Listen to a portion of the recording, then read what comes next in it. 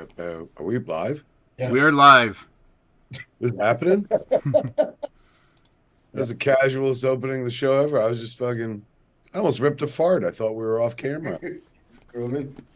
God damn, now I got to pinch it the whole fucking show. I just mute, man. Uh, holy, like, let's fucking, enough of this. Hey, everybody. There's the show face. Hey, kids. Welcome to Fat Man Beyond. I'm Kevin Smith. I am not Jason Mewes. I'm Marc Bernard. Hey, Oh, holy crap, man. As you can see, I'm still trapped in time in my parents' basement in the 70s. Mark, though, got an upgrade. I did. Look at me. I'm in the This? Hall of Justice. Yeah. Meanwhile, at the Hall of Justice. How are you, my friend? I'm doing well. I'm doing well. I'm busy, but busy is good. Much rather be busy than not. The end of this year is no fucking vacation. I'll tell you that. You ain't kidding. Are you working on a thing other than the thing I know you're working on? Um, yes, yes, a couple of other things. Um, one of them is a comic book thing, one of them is a television thing.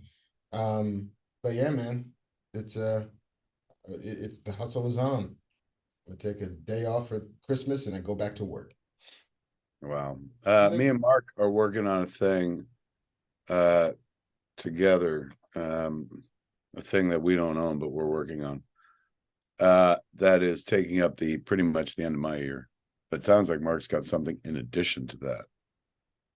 I'm planning for the future, and the future may involve um, a halt of actions if you're a writer. Um, Oh, is that right? Is there a strike coming? there's a strike on the horizon. We'll see if it happens. For what? What? Why are we mad now? Why am I? Um, Tell me why I'm angry. tell me why I'm angry.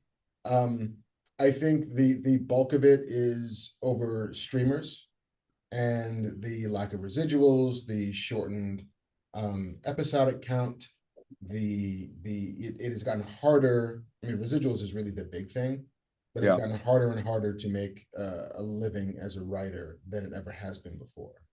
Um, the money is good, but it doesn't last, and it's harder to get the second and third and the fourth job. Used to be in the grand old days of television, if you worked on fucking Magnum PI, well, hey, She wants to hear about writing. She's always wanted to be a writer, and I tell her it's a tough fucking racket.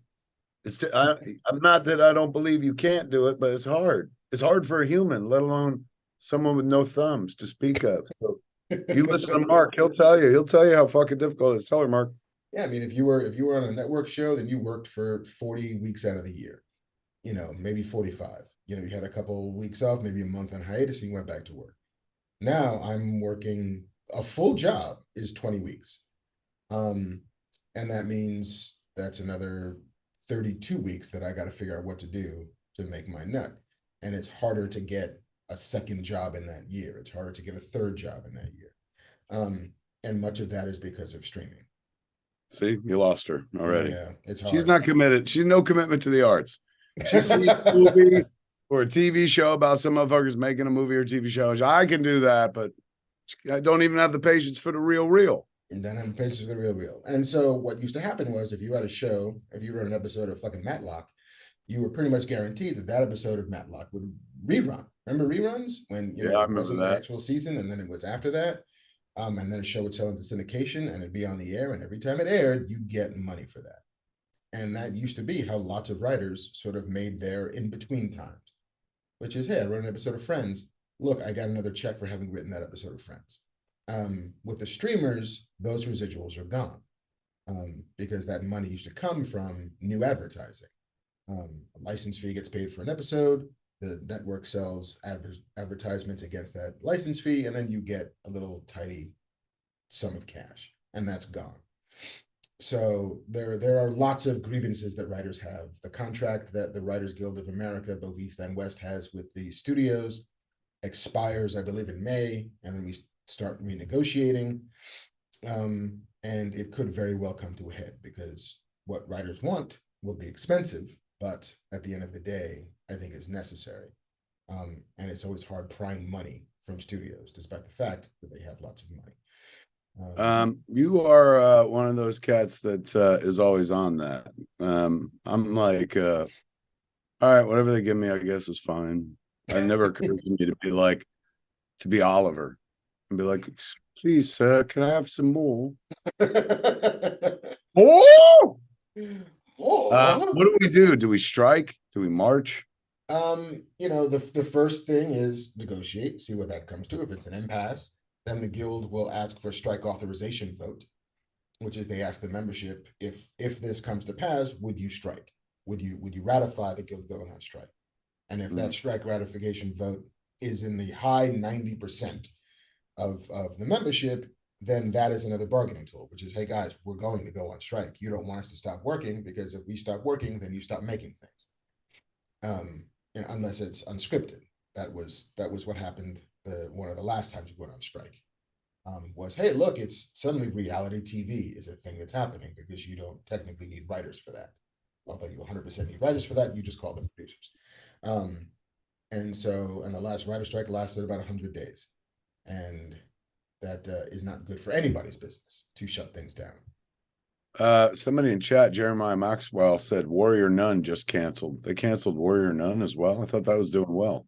They did. I mean, the first season did very well, and then the second season came with zero marketing money behind it, and so zero awareness generated for it, and then nobody watched it. Everybody watching Wednesday. Everybody's watching Wednesday, Thursday, Can you Friday. can you do the dance? No, man, I'm 51 years old. I can't do that dance. I break like 8 things. I have not even seen the dance in question. My kid loves the Wednesday show. She loves that girl. It was Jenna Ortega. She's like, oh, that girl's fun. Apparently, the whole world fucking agrees because 1 billion streams or something like that. Yeah, and like that's part of the issue is that you can never tell what's going to be hit for Netflix because they're not transparent with their numbers, so you don't know who's watching what unless they tell you, and then you never know where they're spending their marketing money. When is this writer strike that I'm just honestly hearing about for the first time? When is it set to happen? I got a lot of writing jobs lined up this year. It wouldn't be, I think the contract is up in May. There's always chances for extensions. There's always chances it doesn't happen. Because I think everybody's beginning to realize that streaming is not the font, it's not the fountain of gold that everybody thought it was, because you spend a lot with no guarantee on making a lot, and they were measuring it in new subscribers to the streaming services, and there are but so many people who will subscribe to stuff. And so can you keep spending $200 million on a show if you don't get any new subscribers for it?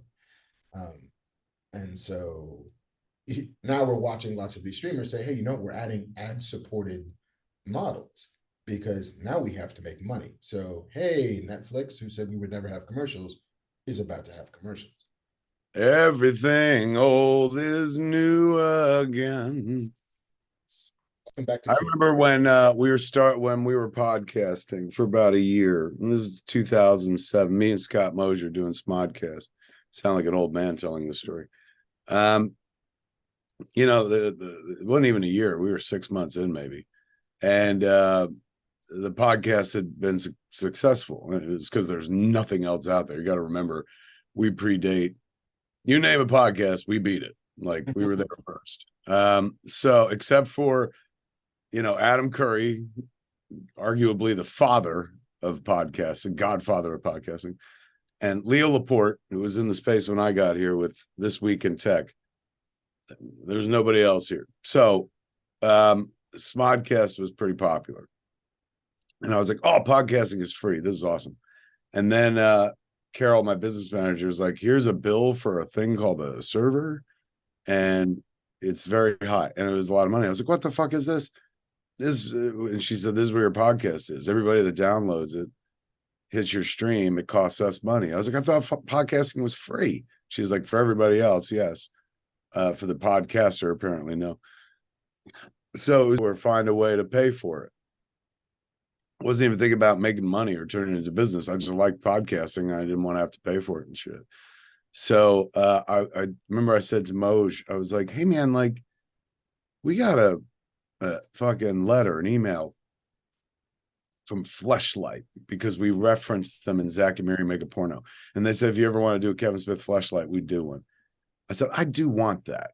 I said, but more than that, I would like them to sponsor our podcast. Remember the way like Quiz Show in that movie, Quiz Show, Geritol sponsored 21. I was like, can't we get like a Geritol? And he goes, what, like a fucking Pampers or a Wonder Bread to sponsor our podcast? I said, no, like Fleshlight, maybe they'll do it.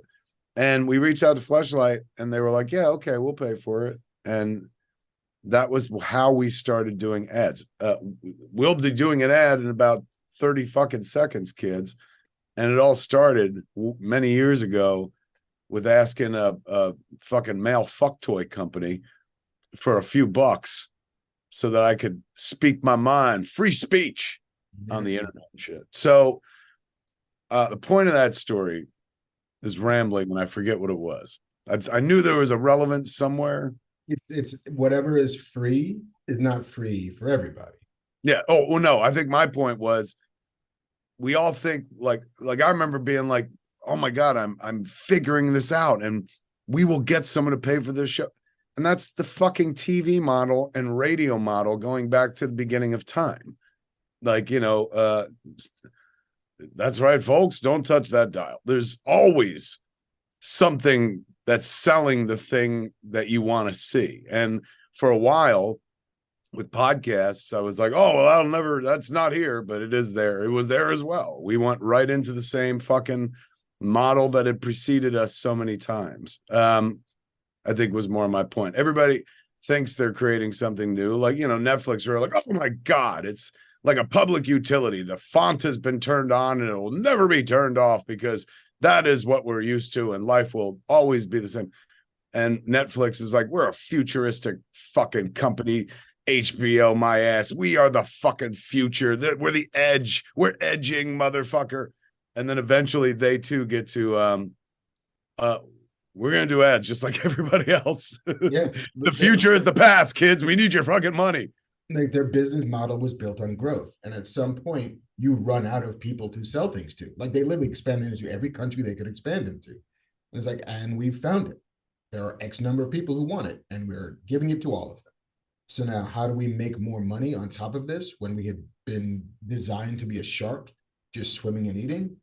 Guess we got to sell some ads, you guys. Welcome to the RCA Columbia Theater, brought to you by Patriot Brand Cigarettes. Yeah.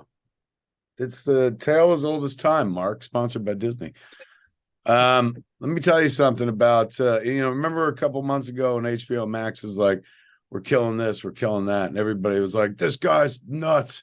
Oh, he's Satan on earth, David Zaslav and shit. Now it just turns out everyone's doing the same fucking thing because he just beat them there. All the streamers are like, this shit's too expensive. Kill that, kill that. Pachoo, pachoo, pachoo. I mean, the thing that Zaslav is doing, which is a little bit insidious, is that not just is he canceling shows, which everybody cancels shows, that's fine. It's canceling shows that have already been produced. Like they just apparently pulled the plug on season 2 of Minx, which was about it was like a Playgirl magazine type thing with Jake Johnson, who was the publisher of a the HBO show. I watched it. HBO show. What, they're not doing a second season? They were like 7.5 episodes into their 8-episode order, having shot it all, and then they killed the show. And not only are they killing the show, they're pulling it from HBO Max so that you can now no longer see the show. But what, you can't even watch season 1 of Minx? No, they're going to pull it from the service because the reason for that, kids, is that they got to pay people for that show. It's not okay. But Joshua Patton in chat says, not okay, but Zaslav did that because of post-merger tax loophole. They can only do once if they never make money on it. It's true, yeah. I mean, he just made a business decision, which of course it disappointed a lot of us who were like, oh man, they're just gonna make everything we ever want from now on. And that's what it looked like at the beginning of the streaming wars. It was like, oh, we got fucking Sandman, the series. Like, after decades of people like fucking taking runs at this and unable to do it, there's literally a season 1 of fucking Sandman. This was an era of dreams come true. But it looks like that era is coming to a close. And now fewer dreams are going to be dreamed, or those dreams are going to be brought to you by Sominex. Yeah. I mean, and honestly, like 1 billion people watched Wednesday. Did 1 billion people sign up for Netflix because of Wednesday? Or did the 1 billion people who had already subscribed to it watch it? Because one of them is more valuable to them than the other. And that's part of the ongoing issue of many of issues with the sort of the place we are now in televised entertainment. It's fraught and evolving, and it's going to be painful until it figures itself out. And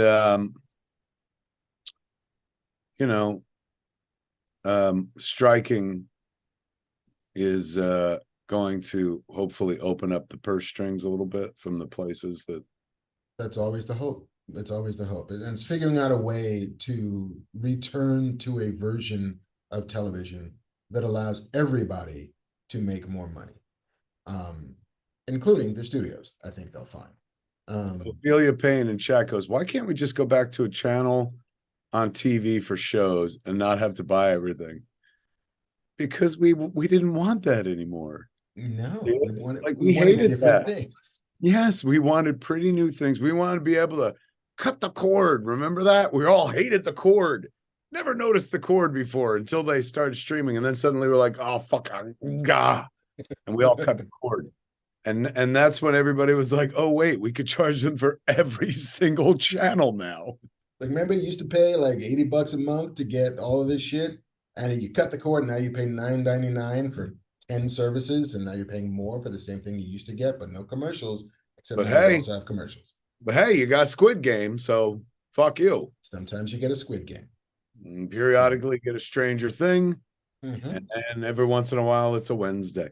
My boy Ted Biaselli from Masters of the Universe, Revelation, and the upcoming Revolution. I've seen all 5 animatics. Show's wonderful.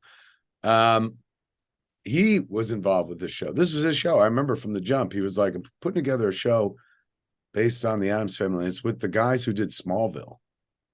And I was like, that'll never work. No, I didn't fucking say that. I'm the guy that's just like, that sounds great. It did sound great. And it turned out like, and then he was like, Tim Burton's doing it. I'm like, what the fuck? But man, oh man, like that dude's, they got to love him at Netflix right now. Midas touch. Yeah, man, created 1 billion views and stuff. But I've not seen the dance. Every once in a while I'm on Twitter and somebody's like, just shut up and do the dance. I didn't know that I was supposed to. Dance, monkey dance. Somebody said in chat that I'm swaying. I must be high as fuck because I'm swaying, but I sway all the time, which I guess is an admission that I'm high as fuck all the time. Speaking of high as fuck, man, that's where you got to get your dick this holiday season. High as fuck, kids. Straight as a Christmas tree. And fluffy as well. And how do you do that? Well, our first sponsor is going to help you. The good folks at Blue Chew are going to help you put your Christmas lights up, deck your halls, fill your stockings, and all that other shit. The nights are getting longer, but the breeze isn't the only thing that's getting stiff. That's right. This episode is sponsored by the good folks at Blue Chew. Guys, we all know that confidence can take you far in life. That's especially true in the bedroom, especially when it's time to step up to the plate. That's where Blue Chew comes in. And I mean, comes hard. Blue Chew's unique online service that delivers the same active ingredients as Viagra and Cialis, but it's in chewable tablets and at a fraction of the cost. You can take them anytime, day or night, so you can plan ahead or be ready whenever an opportunity arises. The process is so simple. You sign up at bluechew.com. You consult with one of their licensed medical providers, and once you're approved, you'll receive your prescription within days. The best part, it's all done online. So no visits to the doctor's office, no awkward conversations about like, how do I get it up? No waiting in line at the pharmacy, where all you'll be thinking about is, why won't it work? Blue Chew's tablets are made in the USA and prepared and shipped direct to your door. This is me thumbing them direct at your door. It's awkward. Direct to your door in a discreet package, such as the one I have between my legs. Mark, take over. So if you could benefit from extra confidence when it's time to perform, chew it and do it. have better sex. And we've got a special deal for our listeners. Try Blue Chew free when you use our promo code FATMAN at checkout. Just pay $5 shipping. That's bluechew.com, promo code FATMAN, to receive your first month free. Visit bluechew.com, BLUECHEW.com for more details and important safety information. And as always, we thank Blue Chew for sponsoring this podcast. I tell you, without the good folks at Blue Chew, me and Mark aren't doing shit. We're just sitting around going, boy, we sure wish we could do a show. But like I said, sponsors. Love to get it up for another episode. That's the way Fat Man Beyond is just like Netflix. We also need sponsors. We're all competing for the same ad dollar. Somewhere, some Netflix exec is like, what do you mean we lost Blue Chew to Fat Man Beyond? God damn it. And we did. We just made somebody's fucking end of year really hard. As Blue Chew would have it. DG83 says, no need to go to the North Pole this Christmas. Use Blue Chew and your pole will be facing north. Okay. Nice. Hire that motherfucker, man. That's strong directional punnery. That's fantastic. That's Christmas. Christmas is coming hard. All right. Chum Bucket asked, when are you going to direct Kevin James in a movie? I think he would be great in Tusks. That's a great idea. I do want to put Kevin James in a movie. I was so regretted Jay and Silent Bob reboot not begging Kevin James we'd even go to him. Somebody could have shot it. I didn't need to be there. When a fist comes through the wall, he should have been Cockknocker, and he just could have said his catchphrase, which I'm sure I've never seen it, but I imagine it's something like, I'm the king of queens, and then cut. Shit writes itself. Who's your markup? I'm your markup. Exactly. Yeah, that's right. Paul Blart to the rescue. Whatever the fuck is. And then Jay would say snooch to the booch or whatever the fuck, and we're out. Credits. Picture right there. Picture maker. Catchphrase theater. Can I review a picture that I saw? Please do. I keep wanting to call it Meet the Fablemans. I don't know why, but it's just the Fablemans. Have you seen this? I have not. Steven Spielberg's in the picture? Well, Mark, I happen to own a motion picture theater, Smod Castle Cinemas, where I'm sitting above right now. From the top of Smod Castle Cinemas, that's where I'm broadcasting from right now. So I have access to movies all day long. That being said, it's available on home video, and I watched it on iTunes. But we hooked it up to a screen downstairs, so it was just like the cinematic experience, man. What a fucking picture this is. I mean, we all knew from that trailer, Steven Spielberg doing his childhood, his secret origin, why I am this guy. This is a Marvel movie. It's literally the secret origin of a fucking superhero, man. A beautiful story of life and family and how wonderful and messy it all could be. Most profound there's a few of them, a few lines that like really hit home from that movie. But the one that like, oh God, it's in the first 10 minutes maybe of the movie and hit me so hard was, let me see. The line is, it's easy to love something. You have to take care of it. And I was like, oh my God, I'll work my whole life. I won't write something as beautiful or as just perfectly fucking succinct as that. That's that Tony Kushner magic. Really was. That's what I was thinking, man. Some of the shit, it's Spielberg's life story, and like some of them, if you've listened to Spielberg tell stories about his childhood over the years, it's like, oh shit, I heard this story. Oh shit, and they're all like dramatized versions and stuff. But yeah, I got to imagine Tony Kushner, guy who wrote Angels in America, probably wrote the line, you can't just love a thing, you got to take care of it. Let me find the other lines that I fucking loved. I was watching, I was perusing the TikTok, as I'm now wont to do, and I saw this sort of clip of Spielberg in 2011 being interviewed by Favreau, and Spielberg was telling him a story from his childhood about the time he met John Ford when he was like 9 or 10 years old. And so they had put the footage from the movie at the bottom of this thing. So as he's telling the story, you're watching the same exact stuff happen. And literally it was now 10 years apart. Like In comes Jack Ford. He's got, kisses from makeup all over his face. And his secretary goes into his office, says, "You got 5 minutes, all right, maybe one." And then she walks out with a Kleenex just filled with red lipstick on it. And like, as he's narrating it, is what you're seeing in that movie. Like, he's been.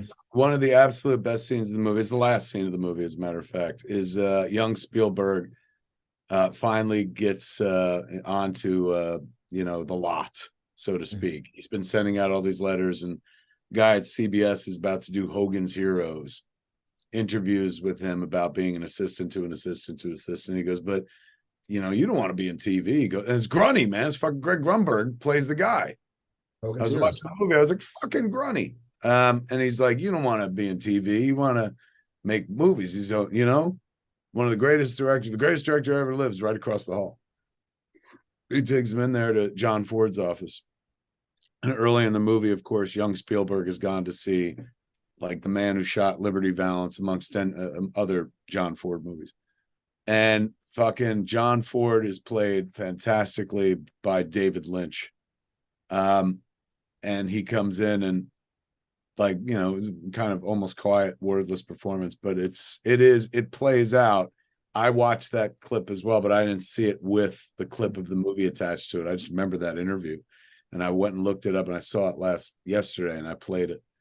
The gist of it is just so simple and wonderful. Spielberg is meeting a god of direction, and Spielberg is, they might as well call this movie Malcolm Gladwell the movie, because it's all about his 10,000 hours to get to Jaws. You know what I'm saying? To get to become one of the greatest filmmakers ever. And you see that this kid started when he was but a wee lad, fucking 4 or 5 years old or whatever. There are many moments throughout the movie, if you're a creative person, particularly if you're a creative person, it's like, I fancy myself a director, that your heart will be cleaved in twain by things that seem to come out of your own life to some degree. But the scene at the end, you watch him grow up, he finally becomes like this young man, and God bless him, he hired a short actor. Like, that's the running, like, the gist of this movie is a constant reminder of how short Steven Spielberg is, because the guy he cast to play him is also kind of short. And at one point he moves to like Northern California, and he's surrounded by these Aryan gods who are all fucking tall and shit. And they fucked with him. I had no idea that he got like pushed around for fucking being Jewish and stuff like that. But there's this the end sequence is him on the lot meeting with fucking John Ford, and John Ford's like David Lynch playing like essentially David Lynch as John Ford, just like screaming his lines. And he's like, "What do you know about art?" And he's just like, he goes, "No, go over to that painting right there." He goes, "Tell me what you see." And he's like, "Okay, there's 2 cowboys on a horse." He goes, no, where's the horizon?" And he points, and it's like, "It's up here." And he goes, "Okay, go to the other one, go to that other painting." And he goes, "Tell me what you see." And he starts describing it again. He goes, "No, God damn it, where's the horizon?" And Spielberg's like, "Well, I guess it's down here." And he goes, "Okay, come back." And he comes back to the desk, and he goes, "When the horizon's on the bottom of the frame, it's interesting. When the horizon's on the top of the frame, it's interesting. When the horizon's in the middle, it's boring as shit. Now get the fuck out of my office. Good luck to you." And that was it. That's his piece of advice. So it's wonderful, wonderful little story and shit. But and I'm going to spoil the end of the movie, kids, but I got it because it's so fucking lovely. That scene happens, and the boy, man, Spielberg, the young man, leaves the building and, grabs the railing. He's there. It's official. He's made it. And he walks out down the lane in between all of these sound stages, and he's heading straight toward the horizon, which is in the middle of the frame. And the frame dramatically readjusts to put the horizon on the bottom of the fucking frame. It is so beautiful. For that shot alone, give the man an Oscar. I loved it to death, and it's a very personal story about him and his family, particularly him and his mom. He had a tight relationship with his mom. You can't just love something; you also have to take care of it. You do what your heart says you have to because you don't know anyone in your life, not even me. That's what his mom says to him. My mom was always the opposite, is always the opposite. She's like, you owe me your life. I'm like, I know.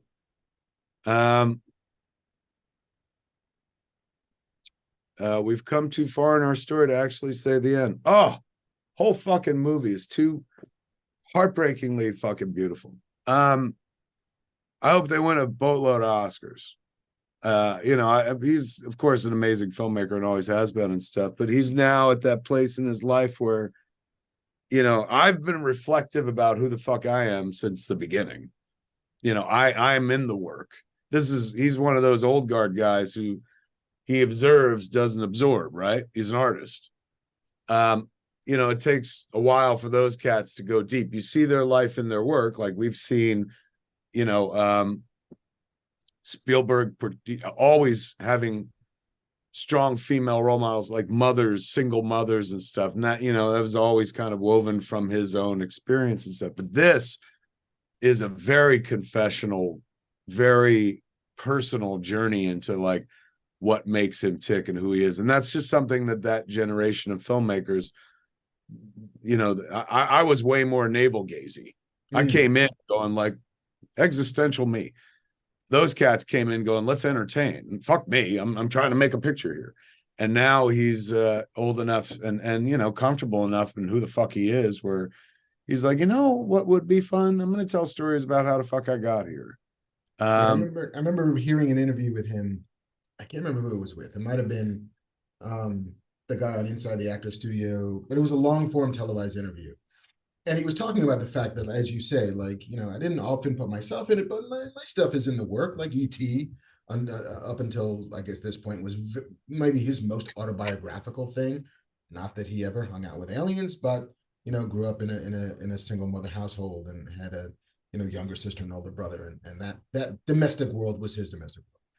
But then the interviewer's like, well, let's talk about Close Encounters. He's like, well, let's. And he's like, I find it interesting that, like, what did your father do? It's like, my father was a computer programmer. And what did your mother do? My mother was a musician. It's like, and so how do they talk to the aliens at the end of this movie? It's like, well, they use computers to generate music. And like, you could see Spielberg had never actually put that together before. Like, he never quite got that he synthesized his mother and his father as a conduit to speaking to somebody that nobody could speak to. Because of math and music. And he was like, holy shit, like, it's been there the whole time. It's like, it's kind of always there the whole time. It's just where you're pointing the camera. And this time it seems like he's pointing the camera directly at himself. Yeah, it's good shit, man. There's one moment where he's a boy and they take him to see the greatest show on earth, and like there's a train wreck in that movie. And they show a full movie house. That alone like made me fucking well up and shit. A time when movie theater, going to the movies was a fucking huge event, and you couldn't find an empty seat, and the young boy is watching this train wreck, and it captures his imagination, and he asks for a train set, and he tries to recreate the crash, and his mom's trying to figure out. She's like, well, he's trying to control it, like he's trying to control what makes him scared. God, it's so good. And so she gets him a camera and she's like, you do it once, you make the train crash, you do what you need it to do, and you film it, and then you can make it, then you can watch it over and over and over, and you can control it. And so he does, he shoots it, and then he takes his mom into a closet. Oh God, it's hell if you're a filmmaker and you watch this movie. It's just like, takes your heart out. But he takes her in the closet to show her this movie, and it's like the crash over and over and over from like 100 different angles. And he's like, I had to crash the train more than once, but I think it was worth it. Nothing broke and shit. And his mom like loves it. And right then and there, all the ingredients of the gumbo are present to make the world's greatest filmmaker. He's fucking starting at age 5, 6 years old. Most of us are, fucking picking our noses and shit like that. This kid has a camera in his hands when he's a child. Like, and that's something that happens now, like fucking crazy. But you're talking about the early 50s or some such shit like that. Oh, it's wonderful. I think it might be after Clerks 3, my favorite film of the year. Yeah, I'm a big Kevin Smith fan, so there's no way that anything was beating Clerks 3. It's like that movie was made for me. So boy, I love that movie. But yeah, this one is fucking right there. And considering I couldn't tailor make it myself, it feels as if it was tailor made for me. Beautiful experience. So worth everybody's time. Yeah, I figure maybe we'll see what the schedule looks like, but the next podcast, if it's next week, which I think we might be contractually bound to do next week, I might have my top 10 of the year list by then, and I will do my level best to see Fablemans before we do that cast, so I can see if it'll make the cut. Yeah, ooh, it's a wonderful flick. I watched it downstairs in Theater One at Smart Castle Cinemas, where on New Year's Eve, kids, what are you doing for New Year's Eve? Come spend it with me at my castle, doing a New Year's evening with Kevin Smith, ladies and gentlemen. Ring in the new year with me at Smart Castle Cinemas. There'll be booze. There'll be me, and we'll be chit-chatting, and then all of a sudden it will be 2023. Building the schedule for the forthcoming 6 months of Smart Castle Cinemas. Just went through all the new releases, everything that's coming out between January and June. And now we're going to start laying in all the events and programming I want to do. Would you like to leave me your home phone number? That's from Manhunter. I'm going to tell you what's happening. What's going on the sketch? Where are you, Kev?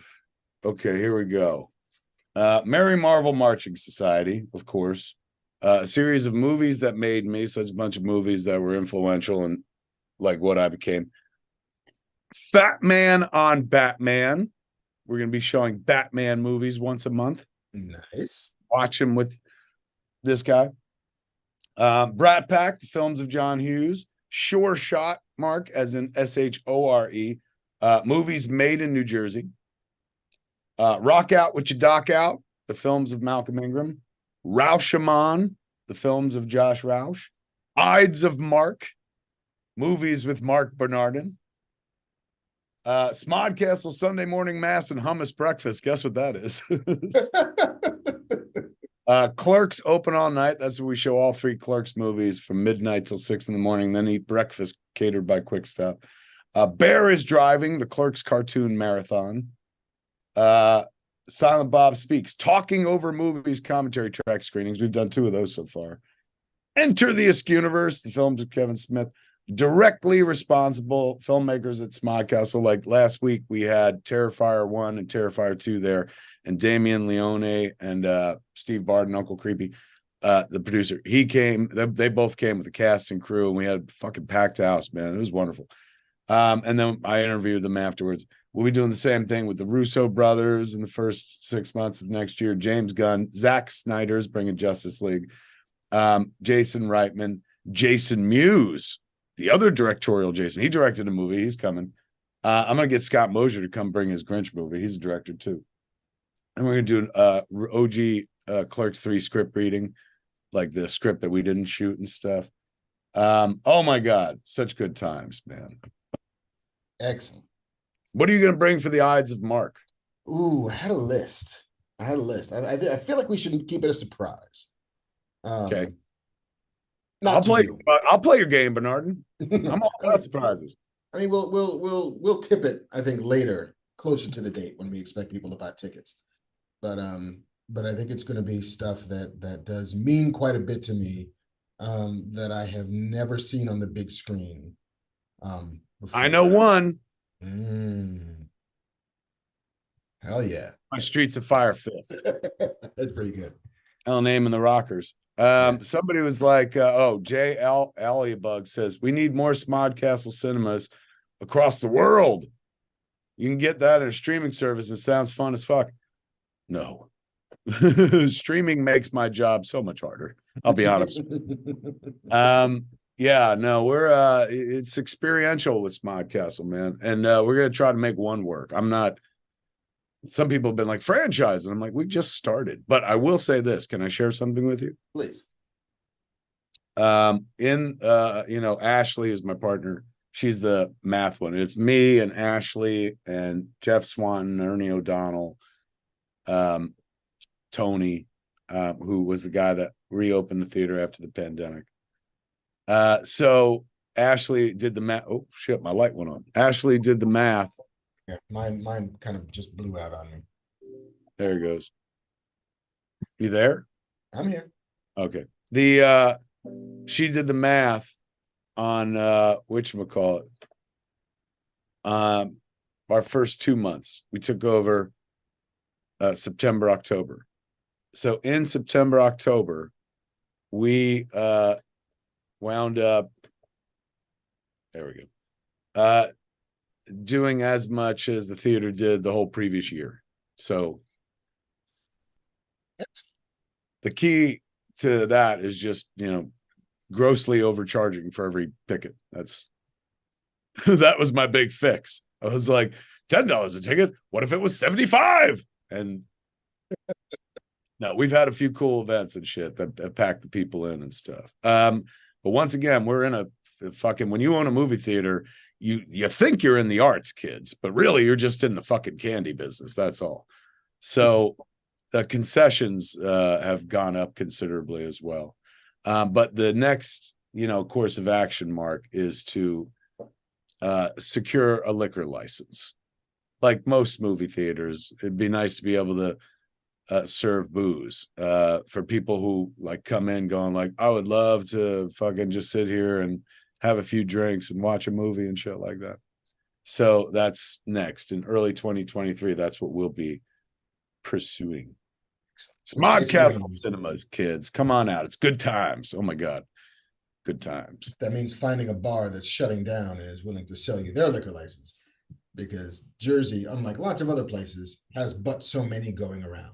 That's true. Here we are talking about a fucking liquor license and fucking bars and shit. And like, neither of us have either of those, but we know a guy who does. A Banff man. Jump on in here. Let's talk liquor licenses. Hey, kids, it's Banff man. Bar Banff man himself. How goes the Scum and Villainy Cantina, sir? Last Saturday was our busiest non-May the 4th Saturday ever. It was crazy. And we're open for lunch on Saturdays now. But even if you just take the hours that we were open, it was LA Comic-Con, and they've got that Empire Strips Back burlesque show happening down the street. So we are the pre and post hangout for all of that. So it's been good. It's been busy. I was explaining to some cats over here about Scum and Villainy. They're like, how come Disney hasn't ... And I was like, because Disney don't own the words scum or villainy or cantina. Yeah, also, I've spent 5 years trying to sell the fact that we are not from a particular franchise. It's I like to say it's like the Oasis from Ready Player One. If you were to build a bar in the virtual reality world, you would start with a framework that feels familiar, and then you would add stuff to it to make it a reflection of all the things you love, not just a dogmatic, narrow-banded little thing that, because ultimately, like, we want people who don't like Star Wars to come, as well as people who like Star Wars, But yeah, it's fun. Things are good. My dream is that you bring a Scum and Villainy to the East Coast. Stick it up my Smodcastle's ass. That would be amazing. That's we could probably try to make that happen at least. You know a guy? I know somebody who has a space in New Jersey. I know somebody who knows a thing or two about running a bar now. So, Oh my God, you got your chocolate in my peanut butter. Guys, so yeah, all you have to do is ask me. You don't have to talk around. yeah. I think we'll talk. We'll talk. We'll see. All right, shall we? Hey, did you see Fablemans yet? I have not. JC? I have not. You have? I have to be careful. I've shot all the Hollywood Reporter roundtables, and there's a lot of really fun. Bragging fuck. You look at him pulling his huge cock out. He's got a shot. Oh, man, when he's not doing this, and then not owning a fucking huge bar in Los Angeles, right in Hollywood on Hollywood Boulevard and shit. He shoots all these roundtable videos that irritatingly pop up in your feed all the time about this fucker talks to this fucker and shit like that. JC's the one that shoots it. Yeah, so there's a lot. So you're not allowed to say who you shoot, but if anybody watches them, they know who you shoot. Correct, but we've only done writers so far. But I guess I'll tease that there's a lot of Fablemans coming up. So there's a lot of really good behind-the-scenes stories about that. I also have to be careful on how I say this. I'm really curious to see it because somebody who I live with signed an NDA years ago and had been working with a certain family to do a restaurant. And so they redid this restaurant that I can't say the name of. But I got a lot of behind the scenes stories while they were redoing that restaurant as an homage to that person's mother after she passed. So I have heard a lot of those stories about a certain family kind of firsthand that I'm very interested to see how they're dramatized.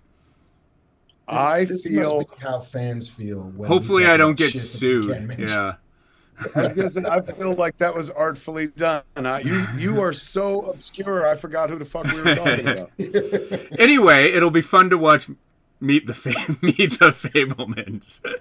That's what I keep calling it. It's just the Fablemans. Did at one point it used to be called Meet the Fablemans or something, or is this a Bernstein Bears kind of thing? I think in your head you have Meet the Feebles, then mating with Meet the Fablemans. Peter Jackson movies in my head.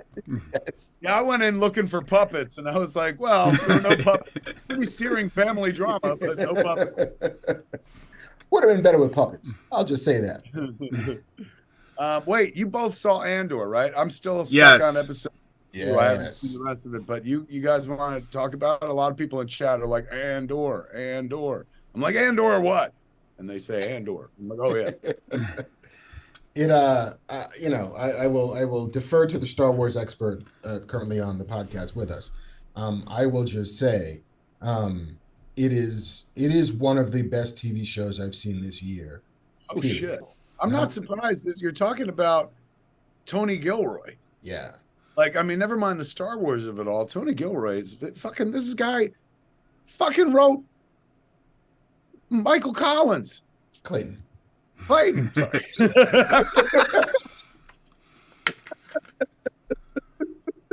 This is why I could never be a lawyer. The most dramatic moment of the case. He fucking wrote Michael Collins. Clayton. Yes. So the hesitation over the, I know it's a C word. Fucking rolling dice on Collins. See what Thank happens. you for that. I appreciate that. One of the greatest screenplays I think ever written and shit. So, and then is the man responsible for fucking Darth Vader being villainous for the first fucking time, like since he stepped on an old man's suit on the ground and shit, with that ending of Rogue One. Like is he finally copping to it? Everybody fucking finally knows he's literally the guy that did that part of the movie. So it stands to reason that Andor would be good to some people. Some people like don't seem to like it, but some people you'll never please about Star Wars. Fuck, man, there's a lot of bile out there. But you I trust. So both of you I trust. What was your take on you just said it was one of the best TV shows ever. What about you, Banff, man? I feel like Andor was so good, we as Star Wars fans didn't deserve it. Like, I watched the whole show. You know how much I pay for Disney Plus? I deserve it. I deserve quality. It was so good. It also, it made, like, spoilers, Darth Vader's not in it at all. They don't even reference Darth Vader. But it somehow made the Empire more scary than if it was just, like, the Darth Vader show. Like, the Empire is more scary in Andor than it is in Rogue One or A New Hope or Empire Strikes Back. Like, it's frightening how brutal it is. I saw something, I know people are like, it's slow, it's boring. I've had big Star Wars fans tell me they don't like it because there's no myth in it. Like, you know, Star Wars needs laser swords and brown robed wizards. But man, it's I think I'm stealing this from somebody on Twitter, but they said that Andor is not a show necessarily about Cassian Andor, but it's a show about rebellion as a whole and what rebellion looks like, and how it gets going. And then, like I said, it's like similar to the movie Traffic, where you're like, who's the main character in the movie Traffic? Is it Benicio del Toro? Is it Michael Douglas? Is it Catherine Zeta-Jones? And it's just kind of like the idea of drugs. That's kind of what Andor is for rebellion. And it's got some of the best like speeches the characters give. It's too good. I'm terrified that it's going to not get a second season because everything's getting canceled. They're like literally in cage shooting it. And I think that Tony Gilroy wouldn't have signed on unless it's like, if we're doing this, then we have to do it, and you have to want it and commit to it. Yeah, I mean, he seems as a storyteller very interested in the mundanity of rebellion. Be like, where does the money come from? How do you support it economically? How do you emotionally manipulate people into doing a thing that's against what they think is their best interest? You know, the Stellan Skarsgård character, like, his whole thing is, we have to make it awful for people to live under the Empire. We have to make it worse. Otherwise, they'll never rise up. And so how can we make it worse for them first? And that is like a long game that nobody in Star Wars has ever really played before. And the Mon Mothma stuff as the financier of the rebellion is just, it's heartbreaking. The lengths to which she will go to see to it that the rebellion has the cash to keep operating, you know, and she will mortgage her family. She will mortgage her friends. She will sacrifice everything to be that lady we then see talk about, you know, many Bothan spies dying to bring us this information. Her fucking family gets put on the block to bring us this information. It's not, you know, it's real for her in a way that it's not theoretical. And yeah, it is just so good. It is the thing that I think, and yes, listen, Mandalorian, there are parts of that I do love, but that is a nostalgia exercise. And the more nostalgic it gets, you know, I think sometimes the less effective it is. But this is the show that I kind of expected that we would get in The Mandalorian's place, which is a reward for people who are now in their 40s and 50s, who've grown up with Star Wars, who now want Star Wars to meet them at that level. Whereas The Mandalorian is still a kid's show. And I've said time and time again, that is not a pejorative. There's nothing wrong with it being a kid's show. I love kid shows. But this is very much a complicated, dramatic exercise. And I'm here for it. I think it lives better also because we have The Mandalorian to satisfy the child part of Star Wars, but in a world where we get new Star Wars every other month, there's no reason why somebody can't make a show that's emotionally complicated, that isn't just like this guy's the good guy, this guy's the bad guy, and Baby Yoda's cute. Hmm. He is cute. Um, It's the banality of evil. I love it. Speaking of the banality of evil, kids, Hmm. no joking matter space cosplay. Put up this comment. Ready? This is my life. I'm just sitting here doing a show. Did I say anything remotely controversial tonight, kids? So far. Okay, here you go. No joking matter space cosplay. Go find him if you want. He's commenting here in the YouTube thread. Says, when did you go from a good director to a Hollywood sellout? I don't know when that was because I've never been a good director and I'm not a Hollywood sellout. Otherwise, I'd be fucking fabulously wealthy. He-Man was horrible. Get woke, go broke, which is why we got a season 2 coming next year. Should have let the heart attack do its thing and go out on top. Such a disgrace. I would have went out with Yoga Hosers.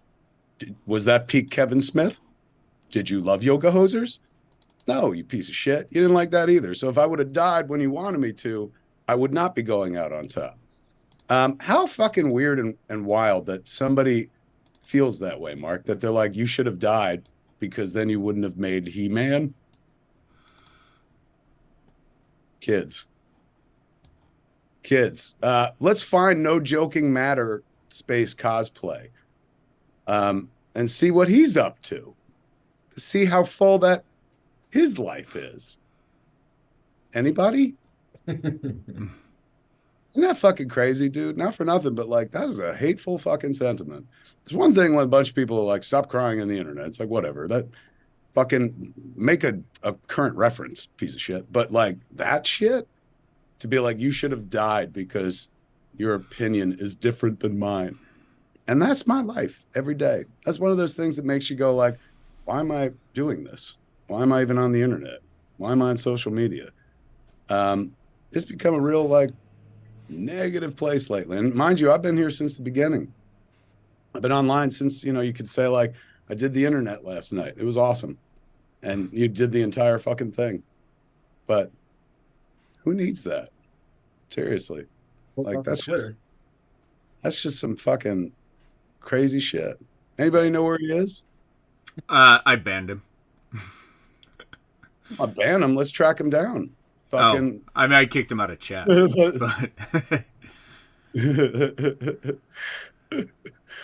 But somebody's like, you've been called worse by better. Doesn't matter. Just takes the one to break the fucking camel's back, man, where you're like, oh God, I've had it. Like, I don't need that shit. I really don't need somebody to be like, you should have died from your heart attack because get woke, go broke. It's like, number one, you got the fucking phrase wrong, idiot. Number two, like, I want to ruin your night now. Let's find him. Two could play at this game. I know I'm supposed to be better than all this, but I'm not. So let's play. Somebody wants to fucking have a comment? I would like to comment on his life. Or her, but let's be honest. We know we know it's Guy. Everyone's saying, fuck that guy, Kevin. Yeah, of course, fuck that guy. But so let's fuck that guy. I'm not saying, do something horrible. I just want to know who he is. He knows who I am and can make personal comments. I just want to know who he is so I can make personal comments. And then I'm like, why am I doing this? What a shitty waste of time. And then I'm like, well, and there's social media. I've answered my own question. Maybe it's that I'm a 52-year-old man, but it's like, who needs this shit?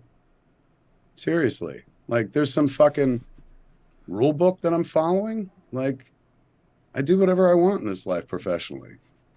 Why am I holding myself accountable to fucking idiots?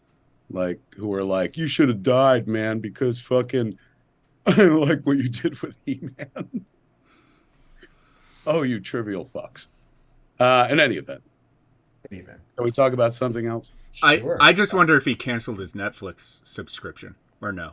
Because Netflix is actually who paid for everybody. And did he cancel Netflix or does he still pay for Netflix? Because that's the real measure. Like, are you willing to give up Stranger Things? Like, how strong do you actually feel this way? you know. It's just like, it's just, you know, like, just get to a point where you're like, who the fuck are you? Like, put your life up against mine. Balls.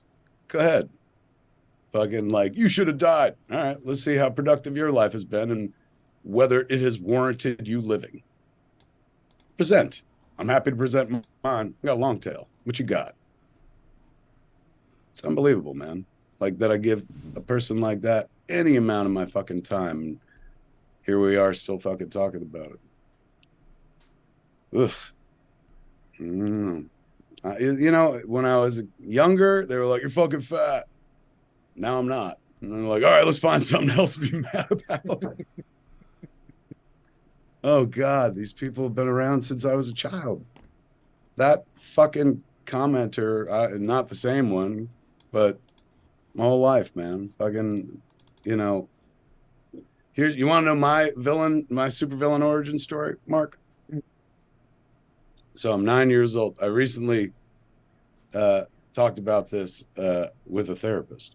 I am 9 years old, and I'm at the Los Angeles, Jesus, the Long Branch Boardwalk. And they got a pier, amusement pier. It's got like a fucking haunted mansion on it and shit, games, all that shit. They also have a giant slide. And so Rose Solo goes, so does Kevin want people to tune out? Rose Solo, are you the person that's like, I wish you died of a heart attack? If not, shut the fuck up. Nobody's talking to you. Jesus Christ. So in any event, there I am on the water slide, having a blast. Like, you know, I'm going up 5, 6 fucking times. You go up to the top. There's some teenager who goes, wait, go. And then you go and fucking, my God, good times. Shirtless. The last time I was ever publicly shirtless in my life. And here's why. I get to the top of the water slide. And the teenager whose job it is to stop you and let you go goes, oh, hold on. You can't go. Pregnant ladies can't ride the water slide. Got jokes. Oh yeah, jokes. And I had nothing but humiliation as the kids behind me were like, ah. And I sadly slid down the fucking water slide. And I never went on a water slide again. And I've never taken my shirt off in public. I don't even take my shirt off when I have sex. All because of something some teenager said when I was 9 years old. Now, that moment in time also creates that Kevin Smith because, you know, fucking I toughen up after that. You know, some people are like, toughen up, you cry on the internet. Kids. That was me realizing I have to be sharper and funnier. That will never happen to me again. I will make fun of myself before I ever let anybody else do that. And the long road to being me begins. So inarguably, I mean, I know there are people who are like, go woke up, bro. But, you know, I've had an amazing fucking life. Way better than I deserve. Way better than most cats will ever fucking know, sadly. And, you know, ultimately, that motherfucker making that comment plays a big role. Now, knowing what I know, having lived the life that I've led, which has been so incredibly satisfying, creatively, personally. Oh, the adventures I've gone on. But knowing all that and knowing that the price is that motherfucker making that comment when I'm 9 years old, if I could go back in time, would I undo that and take my chances living a normal life that I don't wind up fucking, maybe I don't get to do all these cool things. Maybe I don't get to make movies. But I also am not vexed by, you know, this comment so much so that it makes me change the fucking shape of the universe to make up for some shit that a kid said when I was 9 years old. Thoughts? I remember having a conversation similar to this on a TV show staff about a character who had endured awful abuse when she was younger, but that abuse then turned her ultimately into a superhero. And would that person ever want to willingly go through that abuse again, knowing who it turns them into? And my response was absolutely not. Like nobody would actively court Trump, you know, and I don't think that if that character had the chance to do it all again, she would sign up to do it all again. Um, and so like, yeah, we are the sum of the roads we've traveled. We are the accretion of our experiences, and every step along the way has slowly forged us into who we are today. Mm. And you know, pain is the crucible from which we survive and become something else on the other side of it. And yeah, like I do not have access to a memory like it, but I have memories like it. Um, and yeah, I think all of my decisions have led me to where I am. All of my responses have led me to become who I am. And I don't think there's a version of that that I would change in any way. Um, Pain is necessary, and that's okay. But also, I don't have to read the comments. I'll say the my only thought on it is what's the net, right? What's the net? Is it net positive? Meaning, have you, and I mean, I've seen it over, God, the last decade plus of like walking through a train station in Manchester, UK, and you stopping to shake every single person's hand to the point that we're running to make our train. Or, you know, 100 people who come into Scum and Villainy every month who are like, you know, oh, can you do, like, I have access to JC has access to Kevin. Can you tell Kevin this thing or this story or that story, or the fan mail we get at Scum and Villainy, you know, every week, like all of that sort of stuff. It's like, is it worth carrying the baggage for the last 40 years? How many lives do you change in the right direction, even if you have to endure the crap to get there? And mind you, what I have to endure are harsh comments. Like there are people in the world who have to endure physical abuse or worse to become who they become for a net positive.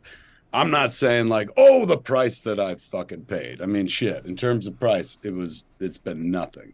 That being said, it's like sometimes it just piles up where you're like, Jesus, like I've loved the internet since I've been on it since like 1995 and shit. But like sometimes it's like, man, it's just a conduit for people to be so fucking unnecessarily cruel. And somebody in the midst of all this in the chat, Duck Nguyen says, he says, hell yeah, Kevin's life is a net positive. Action Figure Academy goes, this is what his takeaway goes. He goes, Kevin makes love with his shirt on. And I'm here to tell you that no, I don't make love with my shirt on, because I don't make love, my friend. I fuck with my shirt on. Hard, but with my shirt on. And if it slips up, I pull it down all the time. I've been off Twitter now for almost a month, and it's been wonderful. Like, at first I thought I was going to feel like a gaping hole in my life from not like checking that feed every morning and not reading replies and all that stuff. But, you know, it to your point, was not giving me very much. Mm. And taking more than it was giving me. And even just taking time. And time ultimately is the thing that I got back, and some semblance of balance. And like, yeah, man, it's rule number one on the internet. Don't read the fucking comments.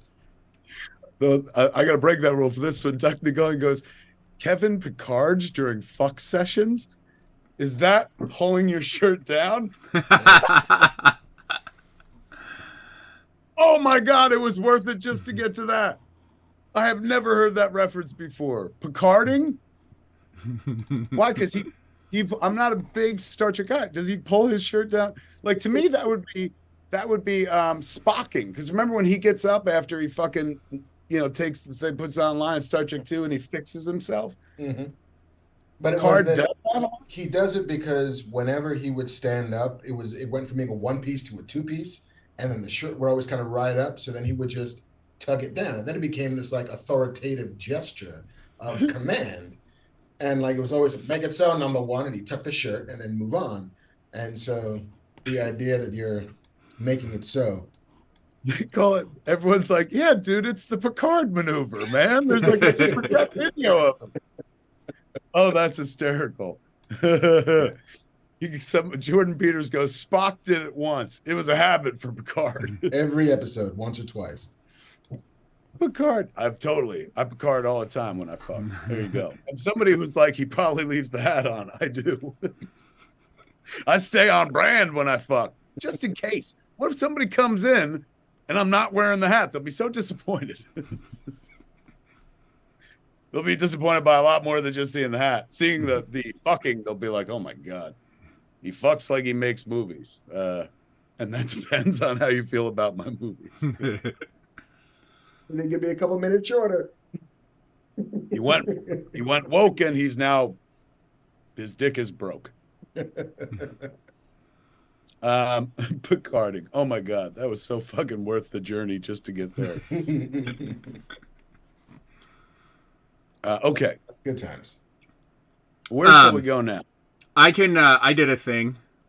Ooh, On Sunday, I was hired to shoot a Q&A with Robert Downey Jr. at the DGA.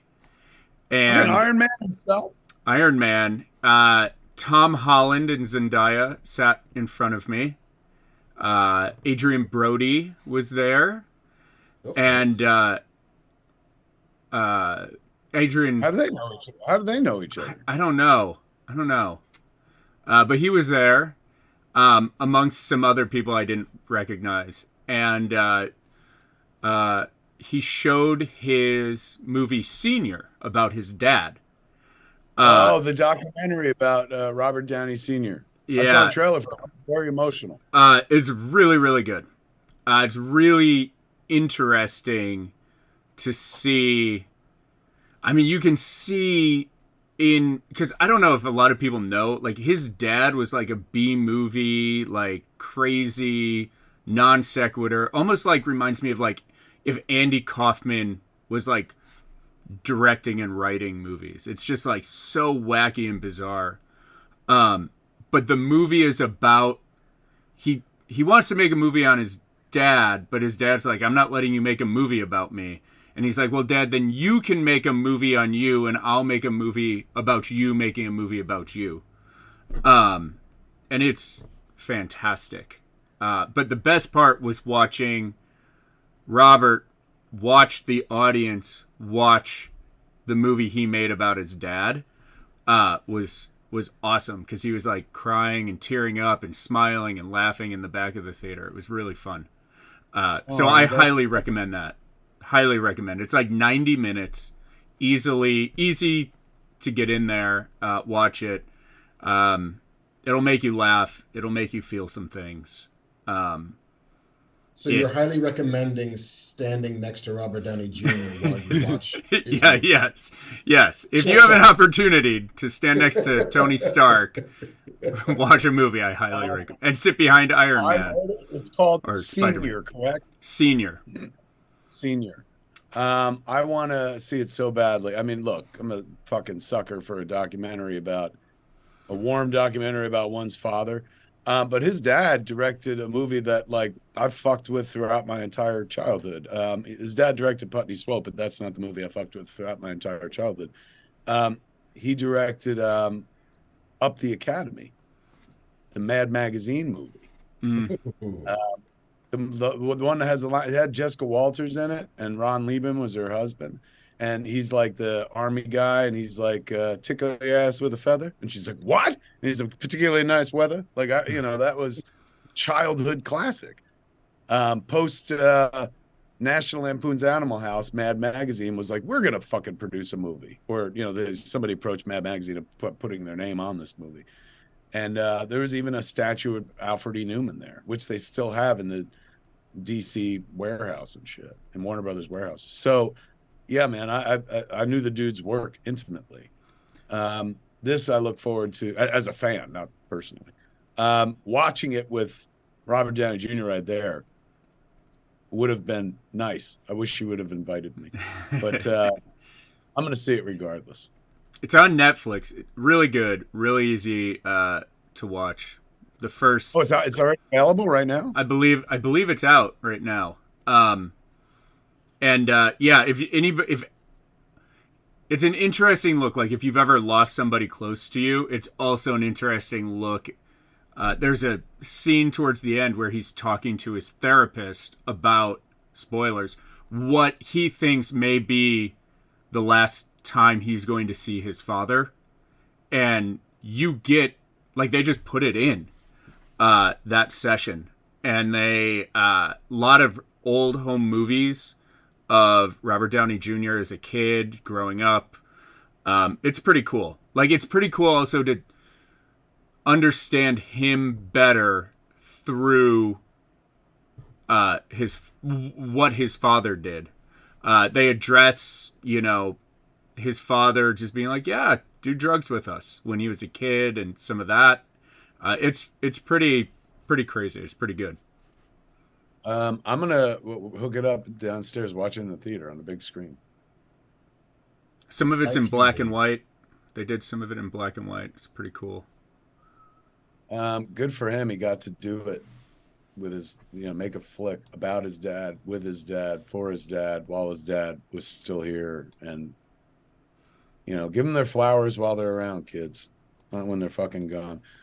In the chat, people keep asking me about WW3, and I'm like, is this one of those, like, when people are like, hey, man, do you know anything about the Illuminati? Is this a QAnon thing? But I think they're talking about Wonder Woman 3. Yes, which we will get to. Which we can get to. We can dive right in if you want. Let's do it. Welcome to news, everybody. Yeah, fuck, the news is happening, ladies and gentlemen. Marc Bernardin tracked down some fucking news. The show just derailed for a minute there, where suddenly it was like, come on, be nice. And I forgot that I was on the internet. What's going on in the world of news, former news hound Marc Bernardin? Well, this week seems to have already been the last like 7 days in the news cycle has been dominated by conversations about DC, specifically the DC movie, specifically what's happening, what's going forward, what's not under the new James Gunn, Peter Safran tenure as the heads of DC Studios. The first chunk of news that came out was that Wonder Woman 3 was not going forward and was considered dead in its current incarnation. Which I found a little surprising, considering I know the second one underwhelmed, but came out during the pandemic. The first one made $1 billion. The first one did incredibly well. The second one, I think even more than its financial issues, was creatively not received particularly well. Personally, I was not a fan of WW84. It had moments, but it wasn't as, Wonder Woman was almost pretty wonderful superhero movie. Wonder Woman 84 has moments. It has a handful of moments. Specifically, the magic rocks of it all. That's what for some reason, if like that was where I bumped. I was just talking to somebody about Wonder Woman today, and talking about the relatability of DC characters. They're all born in tragedy. A lot of them are born, Batman born in tragedy, Superman born in tragedy, Wonder Woman born of clay. And the person was like, what are you talking about? It's like, well, she was formed by Zeus himself. And it's like, what do you mean? Like, she's actually, hold on. Talk for a second. I'm live on. I'm on the internet. Yeah. How do you know? Yeah. So,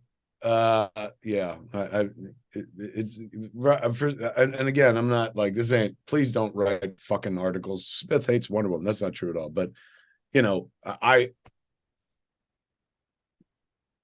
like a grounded origin. I mean, I know, look, this guy's from outer space and his planet blew up. Now he's a super baby.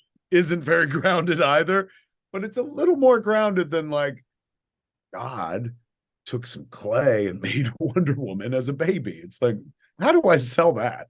Like they blew over it so fast in the fucking movie, remember? She because was it's like, hard to sell. exactly. I'm not alone here. Yeah, But I I'm mean, I trying to thought, be careful because the internet will be like, this crying bitch has such a fucking problem with Wonder Woman. And I don't. yeah, I quite like the first movie, at least the first 2/3 of the first movie. I think the finale, the last stretch, gets a little too DC Comics for me. It Right. gets a little too dark and swirly garbage rings in the sky, and like what is happening here? I didn't think we were in Gotham. I thought we were still in a Wonder Woman.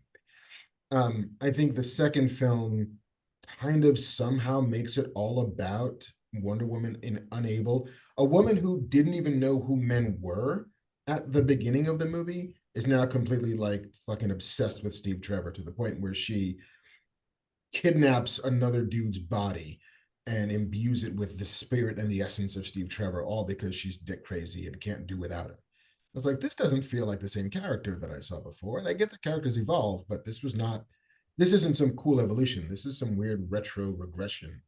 Um, and then it just stopped making a ton of sense after that. And so I didn't fucks with Wonder Woman 84 that much. And so the news that there wouldn't be a Wonder Woman 3 didn't somehow shock me, except for the fact that yes, Gal Gadot is your star. And I think she is a legit movie star. And so maybe you'd want to do that. Unless part of what James Gunn and Peter Safran are doing is wiping the slate clean. Is like, you know what, we are not going to continue with any iterations of these heroes that were part of the previous run of the DC extended cinematic universe, whatever they're calling it. So no Man of Steel 2, even though Henry Cavill said I'll be back as Superman. Aquaman 2 might be the last time we see Jason Momoa as Arthur Curry. Who the hell knows what's happening with the Flash movie, except that all reports are that it's great, except troubled for all the reasons why it's troubled, because the star seems to be in an interesting part in their lives. Let me ask this. How is James Gunn faring on the internet? Something tells me people must have opinions and be blaming him or is he in the midst of a maelstrom? I mean, he's responding directly, not to fans per se, but to some of the press stories about it, which is basically, you guys don't know what we're doing yet. You're reporting what feels like rumors, and that's not entirely true. And there have been a lot of kind of back and forth and he said, she said, but James Gunn has said, like, listen, we're figuring it out as we go. It's not going to be a bloodless exercise. Like we're going to have to sacrifice some things that people love. The hope being that it will lead towards a more cohesive, more engaging DC film enterprise in the future. So we're in a transitionary phase. He is him and it was the other guy, Peter Safran. Peter Safran. Yeah, man. Like that's I I don't envy having to do that job. Somebody was like, "Don't you want that job?" I'm like, "God no, fuck no." I look forward to what they're gonna do and stuff, but like those poor dudes have got to go through, get roasted, I'm sure, online over and over again in order just to get to their idea of what it's all going to look like, which will probably take a year or 2 years minimum. You know what I'm saying? And we live in the information age where people are going to speculate. That just seems like an impossible job. God bless James for like going like, hey, I'm a filmmaker and I'm also going to do this, because right, all so the stuff I do in addition to being a filmmaker is fun. that seems like, it would be fun creating a universe, but boy, they're gonna make you pay for that fun. Yeah, I mean, he released a statement because all of the Wonder Woman stuff broke in a Hollywood Reporter article. Then Gunn responded to it, like on the internet. And the statement was like, Peter Safran and I chose to helm DC Studios knowing we were coming into a fractious environment, both in the stories being told and in the audience itself. And there would be an unavoidable transitional period as we moved into telling a cohesive story across film, TV, animation, and gaming. But in the end, the drawbacks of that transitional period were dwarfed by the creative possibilities and the opportunity to build upon what has worked in DC so far and to help rectify what has not. We know we are not going to make every single person happy every step of the way, but we can promise everything we do is done in the service of the story and in the service of the DC characters we know you cherish and we have cherished our entire lives. As for more answers about the future of the DCU, I will sadly have to ask you to wait. We are giving these characters and these stories the time and attention they deserve, and we ourselves still have a lot more questions to ask and answer. So then the story came that Patty Jenkins was the one who walked off of Wonder Woman 3. Now that the movie was canceled, is that she decided to leave. Which she then rebutted herself by saying, no, that's not right either. And so she had to go on the internet and clear up with a statement saying, and tying it into Rogue Squadron, the Star Wars movie that she was on and then left and then apparently is back on again. She originally left Rogue Squadron after a long and productive development period when it became clear it couldn't happen soon enough, and I did not want to delay Wonder Woman 3 any further. When I did, Lucasfilm asked me to consider coming back to Rogue Squadron after Wonder Woman 3, which I was honored to do, so I agreed. They made a new deal with me. In fact, I'm still on it, and that project has been in active development ever since. When we started hearing backlash about Wonder Woman 3 not happening, the attractive clickbait false story was that it was me that killed it or walked away started to spread. That is not true. I never walked away. I was open to considering anything asked of me. It was my understanding that there was nothing I could do to move anything forward at this time. DC is obviously buried in changes they're having to make, so I understand these decisions are difficult right now. I do not want what has been a beautiful journey with Wonder Woman to land on a negative note. I have loved and been so honored to be the person who got to make these last 2 Wonder Woman movies. She is an incredible character. I wish her and her legacy an amazing future ahead, with or without me. Wow. Yeah. You know, I like Patty. She's awesome. Patty Jenkins. But that I buy that, right? That sounds legit. I mean, I buy it. I think there's also a version of all of this, which is still not quite the truth, because, you know, the truth, it can be elusive at times, and the things that people say in public are not often the things that were said in private. I believe that all of it is true to a degree. I think there's still a lot of it that we don't know. Chris C in chat says, Kevin, what does active development mean? That's a good question. It means that it ain't dead, but it's not quite alive yet either. It's a thing that's gestating. And that could take, there's no clock on that. It's not like, well, you do that for 2 months and then you're a real live movie. It's like active development could go on for fucking 10 years. Here, we just, Clerks 3, now available on Blu-ray and DVD and stuff and home video of all sorts, was in active development for about a decade before we finally made it. That's just to say that I was working on it the whole time with a plan of making it. So it's not like an official, like you're in this category and that's your tax designation. It's just some shit you say. But it just means that they're definitely considering it. Studios like, yeah, this is a thing we might want to make if it reaches ticks all the boxes eventually, or enough boxes for us to release hundreds of millions of dollars. Right. Like active development, to my understanding, is also there's a person working on it at the moment. There's like, hey, we want to make a fucking Robotech movie. Is there anybody writing a Robotech movie? No, but the studio wants to make one, so they're going to take meetings on it and have discussions about it. They haven't hired anybody to do it yet. Stanley in chat is asking, so nothing's being built yet? Nobody's making costumes or building sets? Oh, heavens no. They are spending minimal amounts of money on the creative, writing, development, and that's just of the script. Their active development doesn't even mean you've cast a motherfucker, because there's probably no final script to send out. It's literally just a conversation in a positive direction with a lot of ifs.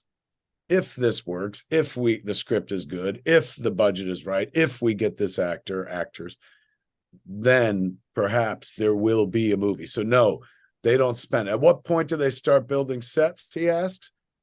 When the movie is green lit. That's when everybody is on board and they're like, we're going to release this amount of money for them to make the movie. This is the agreed upon budget. These are going to be the cast members, the stars and whatnot. This is what it all costs. Then and only then, kids, or Stanley, not the real Stanley, but Stanley and Chad. Do they start building sets and fucking designing, buying costumes and stuff? He says just sending email correspondence about ideas. Yeah. Or being on the phone or Zooms, probably more in this day and age. But that is enough to consider active development. It means that it's a thing that might happen. There's a good chance. There's a chance. I'm not even say good. There's a chance this thing may become a movie. Better chance than, an idea I have or an idea you have right now, because somewhere in the world it's in active development. As Patty Jenkins is saying, the Rogue Squadron is in active development. So that means somebody's always been working on it, writing it. Perhaps she's been given notes. Perhaps she's, I spin a lot of plates as well. Nothing good and nothing anybody gives a fuck about. But, you try to keep as many options open as possible. And it sounds like Patty was developing a few things at once. A director of her magnitude and star power has many options. So it sounds like she was keeping Rogue Squadron or whatever the fuck going while she was working on Wonder Woman 3 as well, and probably while working on something even smaller, because let's remember Patty's responsible for Monster, which is not a big, gigantic, expensive movie. It's got some makeup effects, but it's kind of small. So there's a good chance that Patty is like doing these for them and these for them, and one that, she's doing for herself, and she's got them all in active development. Whichever one gets closest to being made, that's what you lean toward. That being said, it's not like they pay you for active development. Maybe she got an overall deal at a place. If she's a writer on the project, she could be receiving money for that, but it's not a designation that necessarily earns you money. It's so fun. Sounds basic, but what a great questions, because here we just assume everybody knows what we're talking about, but there are people out there that are like, when do they start spending money on a movie? And it's like, as late in the process as possible. That's why it always behooves you as a creative to, this is going to sound crude, but there's an expression called get them pregnant. You got to get that studio pregnant. The more money they spend, there's this common wisdom that if they spend, they got to keep spending. That's not fucking true at all. As David Zaslav just proved, you could finish shows. Yeah, you can finish a season of shows and they're like, oh no, we're done. So yeah, it's those aren't bad questions at all. I saw some people jumping on my man's dick for basic questions, but there's a time I didn't know that shit. Totally. And there's a filmmaker of Patty's magnitude probably gets paid a certain amount of money to be in active development on Rogue Squadron. She signed a deal. It's like a holding deal. We'll pay you something so that we know you're committed to it. Because she's a rock star director who's made a movie that made $1 billion. So right. She's valuable commodity as a creative. And naturally, if she's got an agent worth their salt, they're going to be like, well, Patty Jenkins, you can't just fucking expect her to sit around. She'd be making a couple dozen Wonder Womans. You got to fucking pay her to sit around. And that's what an agent does. Right. See, now I am in active development on a couple of things that I have not been paid for, and won't get paid for until somebody decides they actually want it.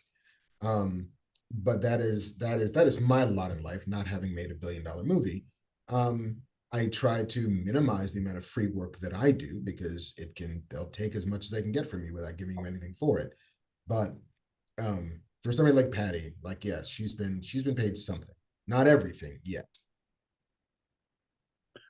All right. So wait. So that was one round of DC stories. What was the other?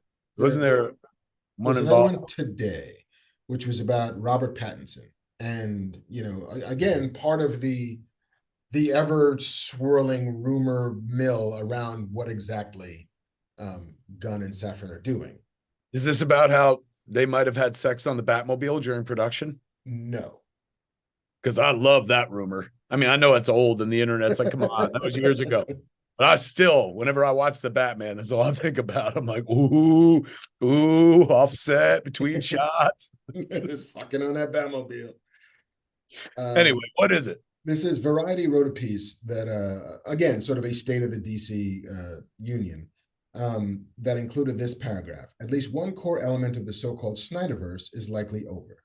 A well-placed source says that Gunn and Safran are exploring the possibility of incorporating Matt Reeves' iteration of Batman with actor Robert Pattinson into the wider universe. So that if at some point they want to make a Justice League movie, then that would be your Batman. After the story was published, Gunn went on Twitter and tweeted a response. There are few reporters that I love more than Adam Very. Truly a good guy, but in this case, he needs to get a new source, as this is entirely untrue. What? So James shut it down? Yes. Good for James. Or at the very least, not true yet. The gun has fired. The gun is not trigger shy. The No gun way. is happily going on the internet. And to a certain degree, I understand it.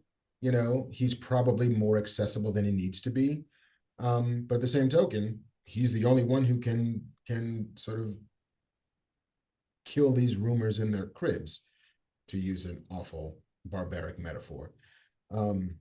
But yes, one of the rumored choices or paths they can go down is to just eliminate what had been the Snyderverse, is to just start over from ground zero, to completely recast everybody. That if Jason Momoa is going to be in the DC universe going forward, it'll be as Lobo, not as Aquaman.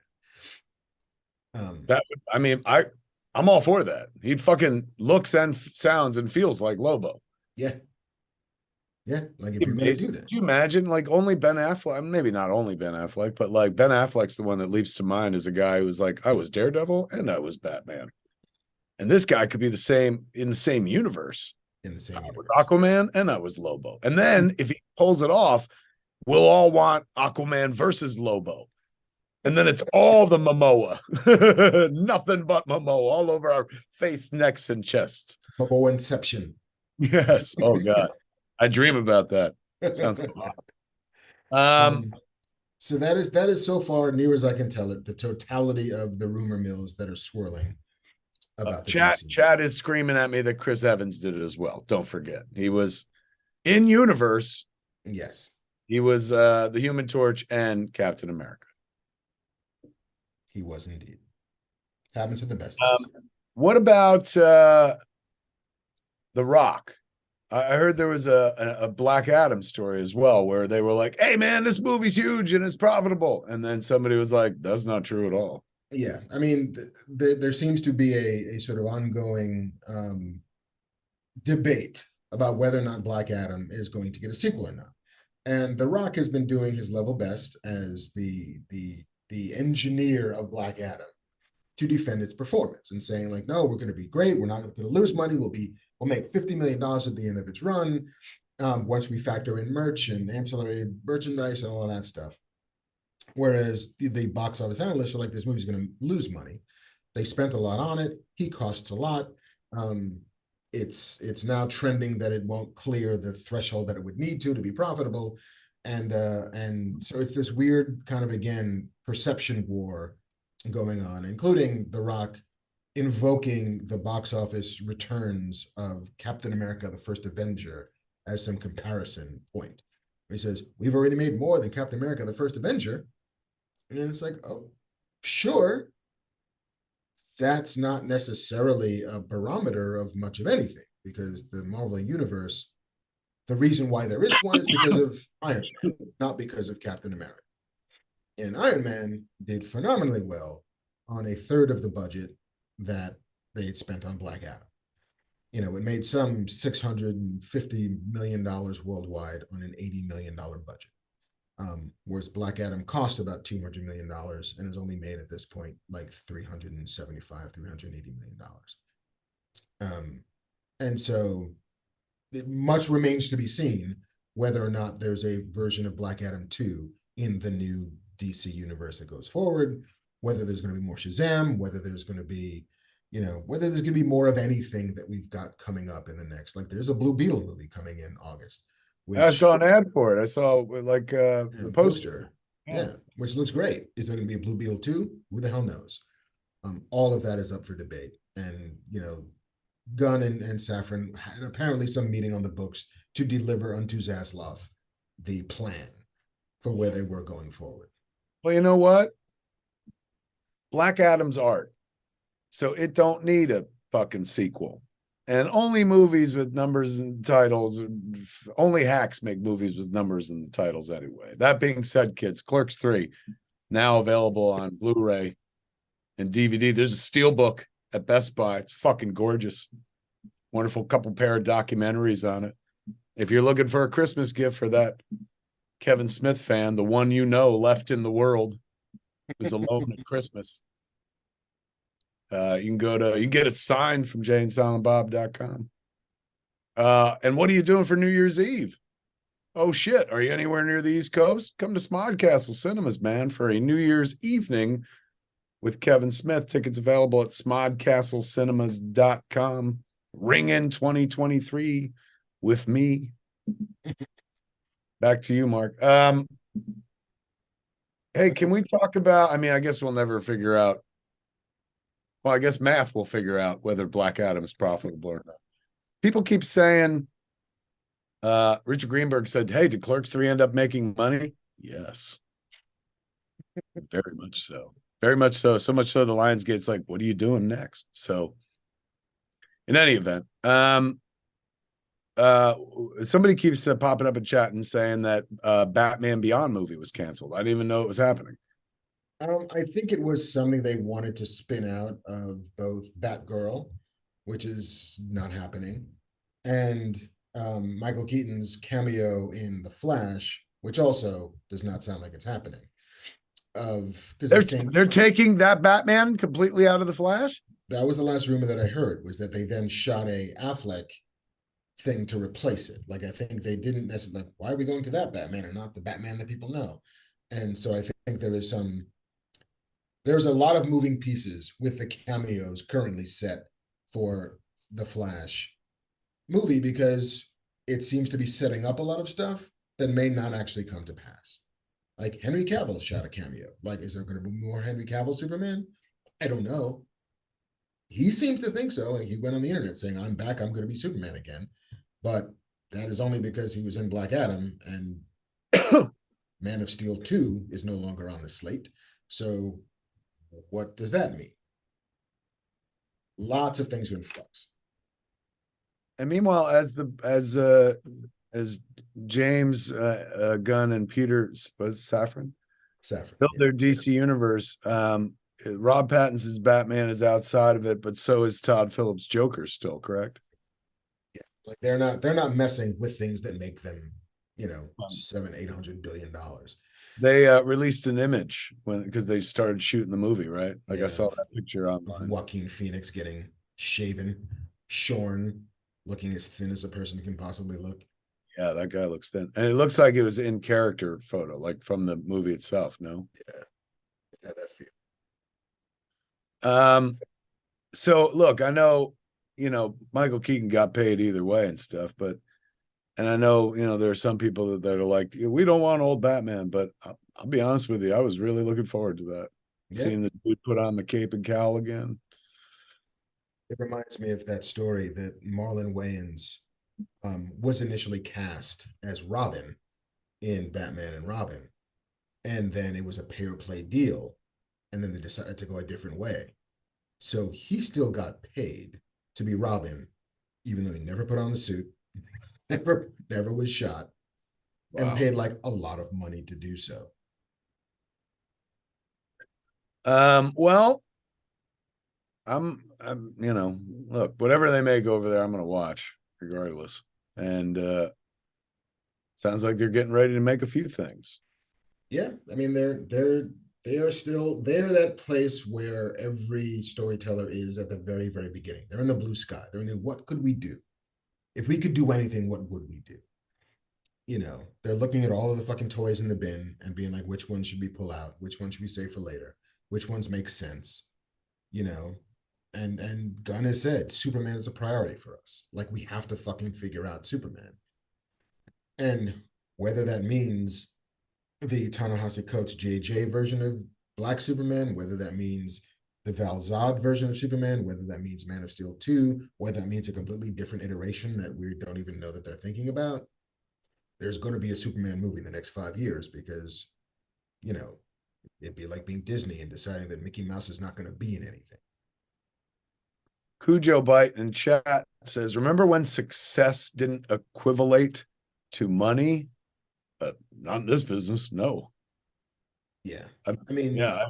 When it comes to comic book movies, you think they were ever like, well, that was successful. It didn't make any money, but we feel good about ourselves.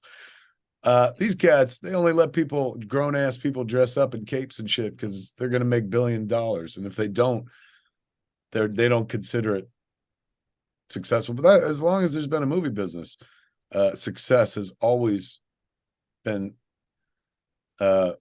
equal to money for those that run the business. No? yeah, I mean, it's what used to exist in like the 70s, 80s, 90s was a longer tail of when things got to make money. There were more windows that you could make money during. Like your theatrical release was not the only time you'd make money. In fact, it was not even like the biggest time you'd make money. So there were movies like Princess Bride that were box office failures that eventually became beloved, movies and also incredibly profitable because you could sell VHS after VHS after Laserdisc after DVD. You could press it 8 different times and put new shit in it and keep charging an audience for it. That market doesn't exist anymore.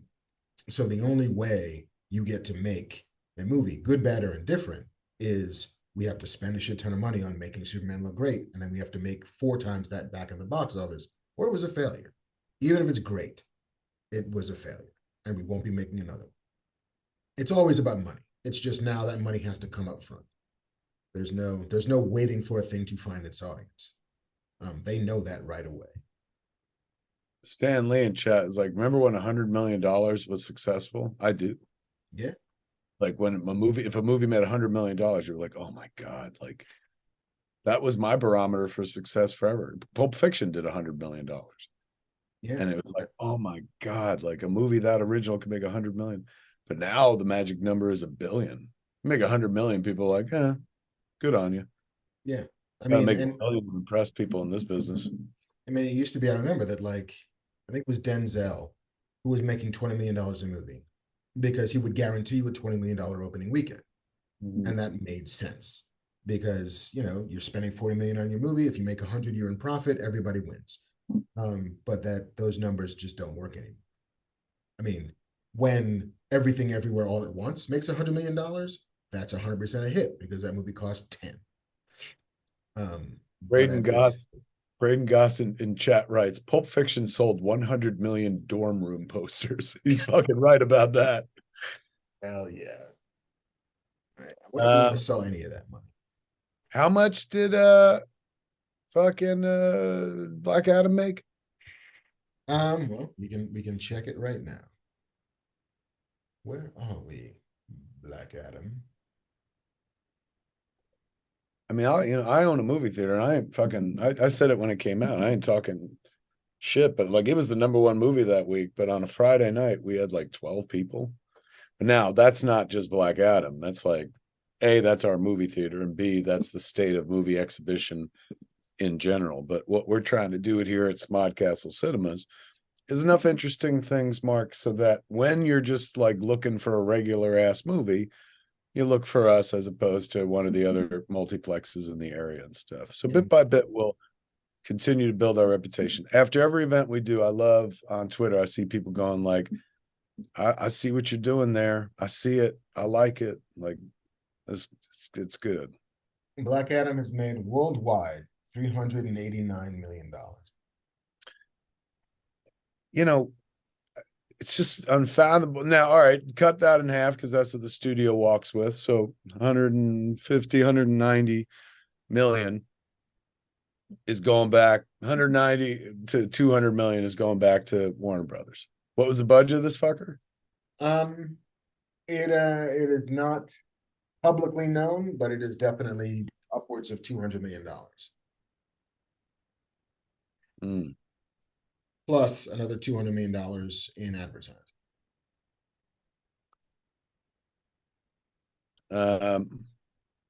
Yeah.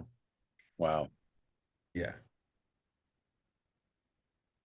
Which, it's part of the conventional wisdom has always been that a movie of that size, a blockbuster, needs to make 3 times its budget back before it hits profit. And so if your movie costs $200 million, you need to make six. And at this point, they're at 390. Yeah, they're not even at break even. Yeah, because The Rock also takes a big chunk of that money off the top. And also, I don't know how they factor in ancillaries like fucking merchandise and shit like that, but I haven't seen a fuck ton of Black Adam action figures and T-shirts, so I don't know. I mean, I'm sure they're making money there, and I don't know if it factors into their overall. This is where the movie math gets even more specious, kids. Like movie math on a basic level, if you make just a movie where people talk to each other, is an elusive art form because it's meant to hide money from the filmmakers, from fucking everybody, from the government. So it's tough to say what they consider. Like maybe when The Rock said all that, he was like, I was including marketing and I was including all the merchandise as well. But I don't know what kind of merchandising they've done thus far on Black Adam. I'll tell you, who's fucking filthy rich and will never have to work again is whoever fucking came up with that T-shirt that's on Stranger Things. The fucking Hellfire Club. Bro, I live on the con circuit now, right? I went to a lot of fan expo shows. I went to GalaxyCon in Columbus. I wish I had a fucking buck. Fuck it, a dime for everybody wearing that shirt, man. Ooh, I'd be rich. That's a fucking shirt that penetrates right there. This is the #1 selling shirt of the year, they said. Hellfire Club. We're doing it wrong. We need to come up with a cool shirt. We have a shirt of our own, man. Go to JamesBob.com and get our Jeff's Kiss shirt. Yeah, we're selling shit. Yeah, look at that shit right there. Don't you want that on your face, neck, and chest? Make that the #1 shirt. Stranger Things has enough. Give us we just want to wet our beaks a little with just a little bit of that filthy T-shirt money, man. So maybe we could work a little less hard. Write 5 less shows. Fuck. Going across the aisle, there is some Marvel news. Very small, but I found it kind of interesting. Especially on the heels of the Guardians of the Galaxy holiday special. Did you watch that? Which was absolutely lovely. I thought the first half I was like, oh, it's cute. Second half, James landed it very emotionally, and I was like, that was well worth the journey.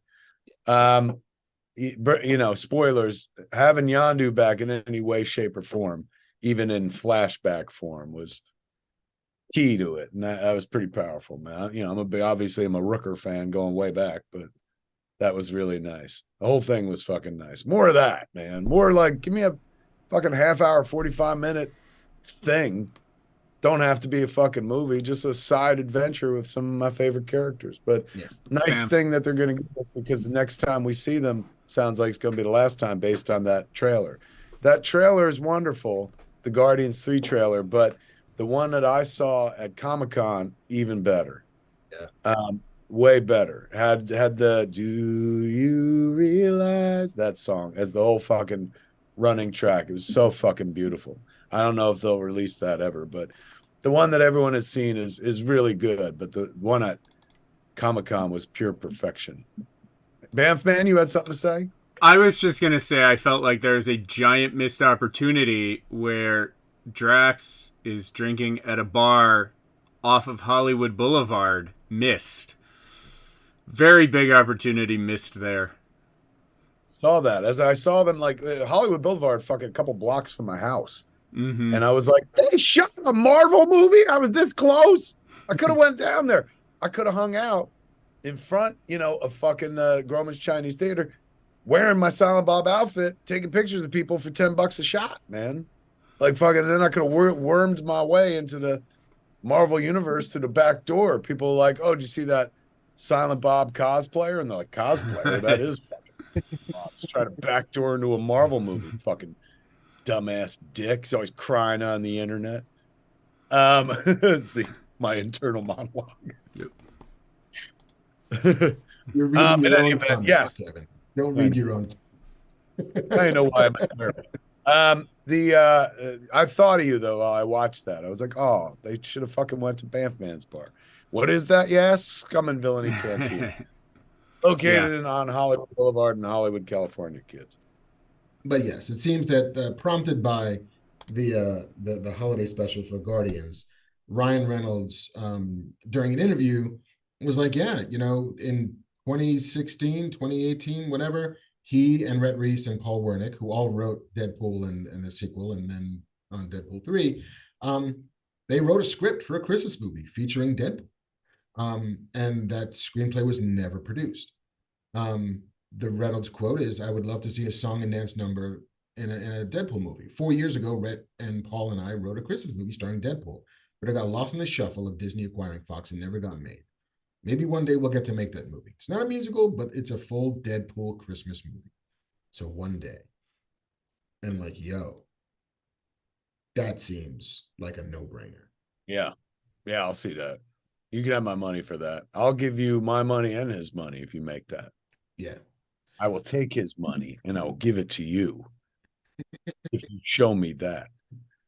Hey, somebody asked in chat, they want you to talk about Del Toro's Pinocchio. Did you see it? I did see it. And it's funny because I was talking to you about this a little bit earlier, that like the stop motion is so good that after a while you stop noticing that it's stop motion. Like the spell works. And so it just suddenly looks like reality. And then the other weird thing happens, which is then it becomes a little less impressive because you don't overthink about the fact that that's just a puppet that somebody moved fractions of an inch for years on end to make that scene work. Like it's the weirdness of it. And like when the magic works, does it then somehow become a little less impressive?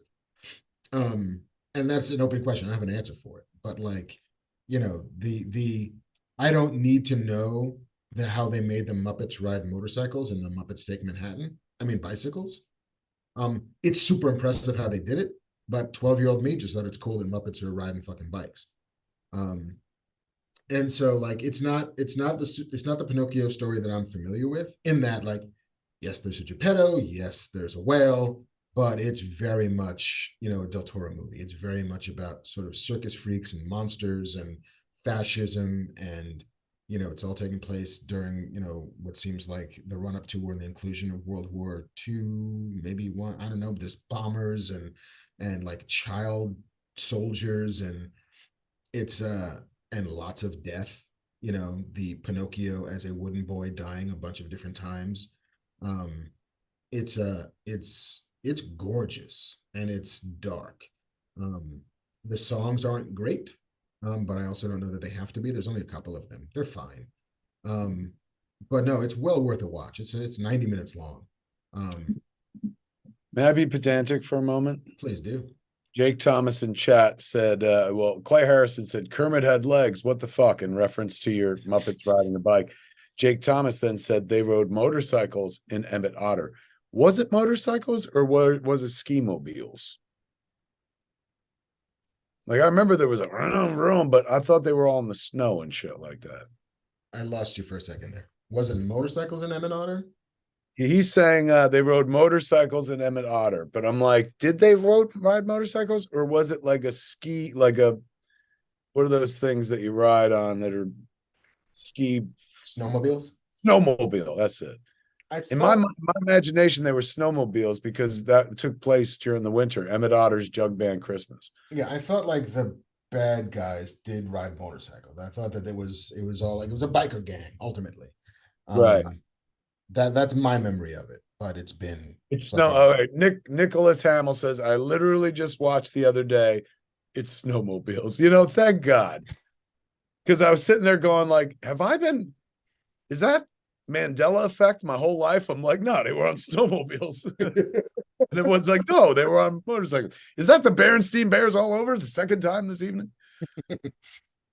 But yeah. So it's worth what? It's playing downstairs in my movie theater.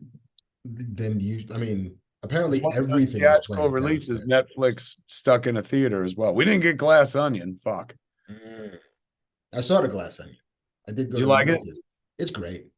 Yeah, I haven't heard from a single person that's like, it blows. Everyone, yeah. Oh, they punted it. It's fucking mid, Ryan.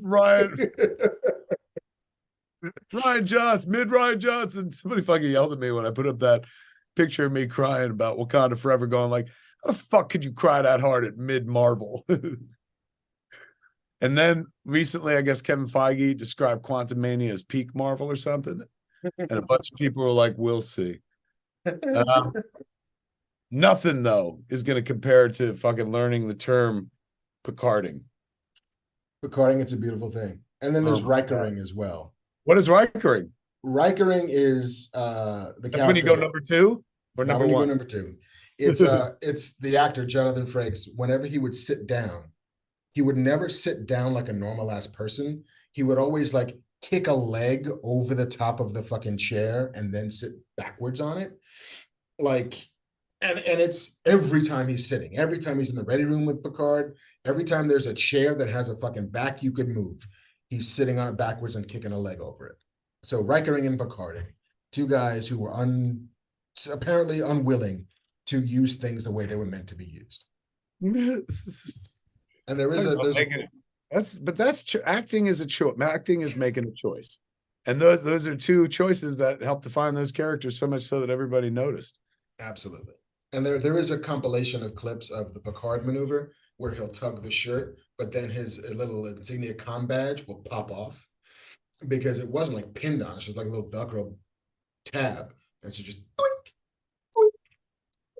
Crossman Jeff in chat says Pooh Bearing or Donald Ducking, shirt with no pants. That I've heard, of course. I've been Donald Ducking it. That's how I fuck. I Donald Duck it hardcore. I Winnie the Pooh it hardcore. But I've never until tonight heard the term Picarding. It's a beautiful thing. So fucking here for it. Folks asked about, have we seen the Spider-Verse trailer? Yes. I did, and I'll be honest with you, it's fucking mid Spider-Verse. Fucking mid, bro. Only this generation of the internet can come up with like a withering term like mid. And it's like, my whole career's been mid. I don't know why this is suddenly a fucking negative term. Mid is where I live, bitch. But in any event, for mid, this looks like peak Spider-Verse. Although I don't know what the fuck's going on. Why is Spider-Man 2099 going after our kids? Do you think it's because in the future they, become bad, or they have a kid that becomes Hitler or some such shit? Who fucking knows? But it was beautiful fucking trailer, with the voiceover from his mom with all the fucking cuts from the previous movie, including the one shot that makes Marc Bernardin cry. The only thing in life that makes hard-ass Marc Bernardin cry is fucking Miles. Yeah, breaking that glass. Oh, shit. Yeah. Broke his heart. Broke my heart in twain. And it does the thing that I am also a sucker for, and I believe you are as well, which is voiceover from a parent talking about their kid being used in a different context. So it's Jor-El talking about color, like they will join you in the sun clock. You just have to show them the way. They will stumble first, but you can, like, all of that shit. And they like, Miles, you're special. I see a spark in you. You just gotta believe. Like, all of that shit just is playing the violins for me. And so mom talking about that is yeah, I'm here for it. Clay Harrison in chat goes, dude, we grew up with Nicholas Hammond playing Spider-Man and no villains. The kids with mid. Fuck. It's true. So spoiled, man. It's like we had a time when it was like we had a Spider-Man on the electric company, even, and he fought people like fucking bad grammar and shit. Yeah, I just got to get this picture. Picture shit is really hard, man. What else we got? Yeah, the trailer I thought was absolutely wonderful, but I mean, fucking come on, that movie is absolute fucking bliss, and goddamn them for sneaking in a Stan Lee shot as well. It's like you motherfuckers, like they really went and pulled every damn heartstring. Cannot wait. Last news story is a video game related news story. It's about the God of War video game. Which have you played the God of War games, Kevin? I have not, but Jordan Peters in chat goes mid-parent voiceover. Fucking mid. What's wrong with these joyless kids, man? There's high and there's low, and that's it. There ain't no mid. There is a Central Jersey, though. I am from it. Yes, and there is a Mid-Atlantic. Yeah, so they say. So they say. Yeah, the witheringness of average is only a thing that this generation could invent. Mid.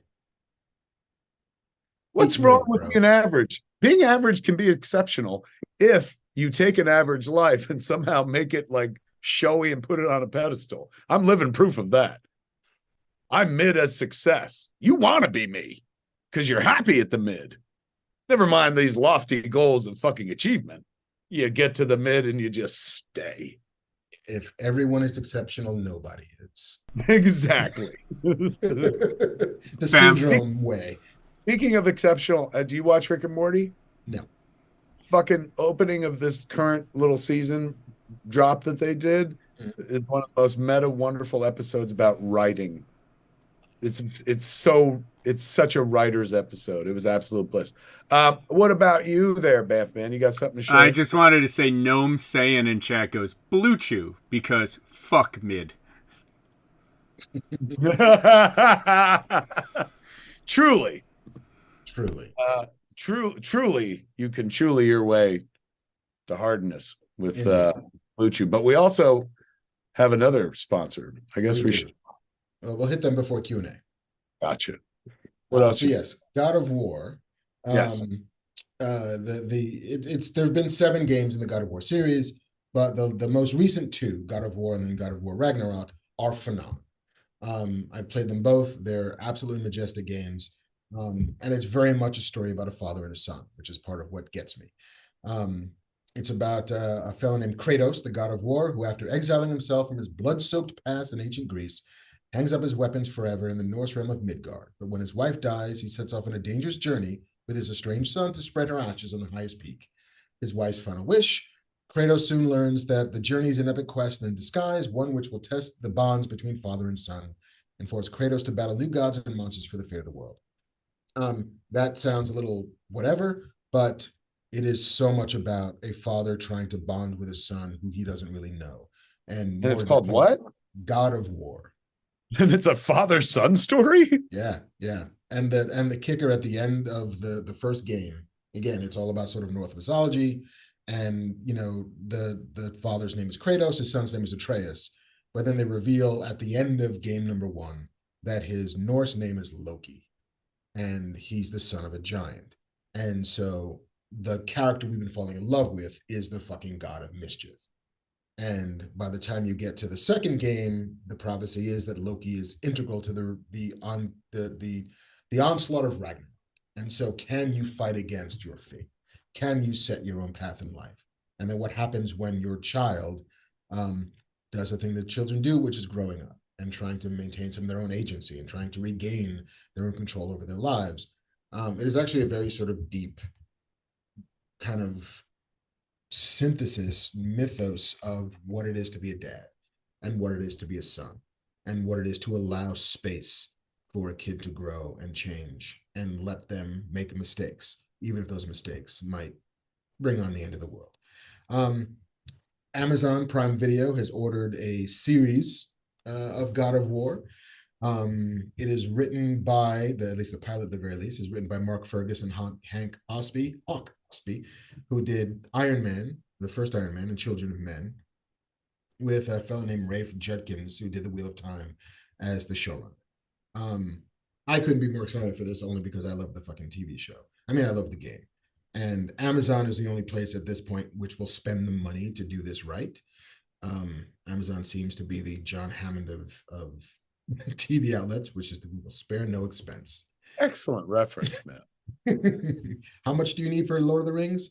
Spend it. How much do you need? Spend it. So yes, that is our last news story. A wonderful game coming to the screen. Hopefully a trend that will be continued. Last of Us is coming in January. God of War, who the hell knows when? But there's been a raft of wonderful story-centric games that are getting their chance to shine in a different medium, and I'm here for it. So that HBO show, the one, what is the Rest of Us? Last of Us, yeah. That's still happening. That wasn't killed by. That was not killed because that's just on HBO. That's not on HBO Max, and they are still invested in HBO. Kratos' Jeff's Kiss says Wicked Nemesis. Thanks, Wick.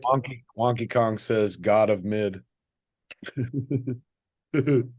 Nicholas Hamill says, just watch people play it. You will cry. It's an amazing story. Is he right, Mark? It's amazing. He's not lying whatsoever. Will I cry? You will cry. Is that really a fair barometer anymore? I mean, I'm not sure, but I almost cried when I heard the term Picarding. It's a fucking move. Eve Vink in chat says, rest in peace, Badalamenti. Yeah, Angelo Badalamenti, who did the score, of course, for many things, but Twin Peaks leaps to mind. Yeah. Passed away. David Lynch's frequent collaborator. Yes, it is very, very sad, man. How old? Anybody? No? Old.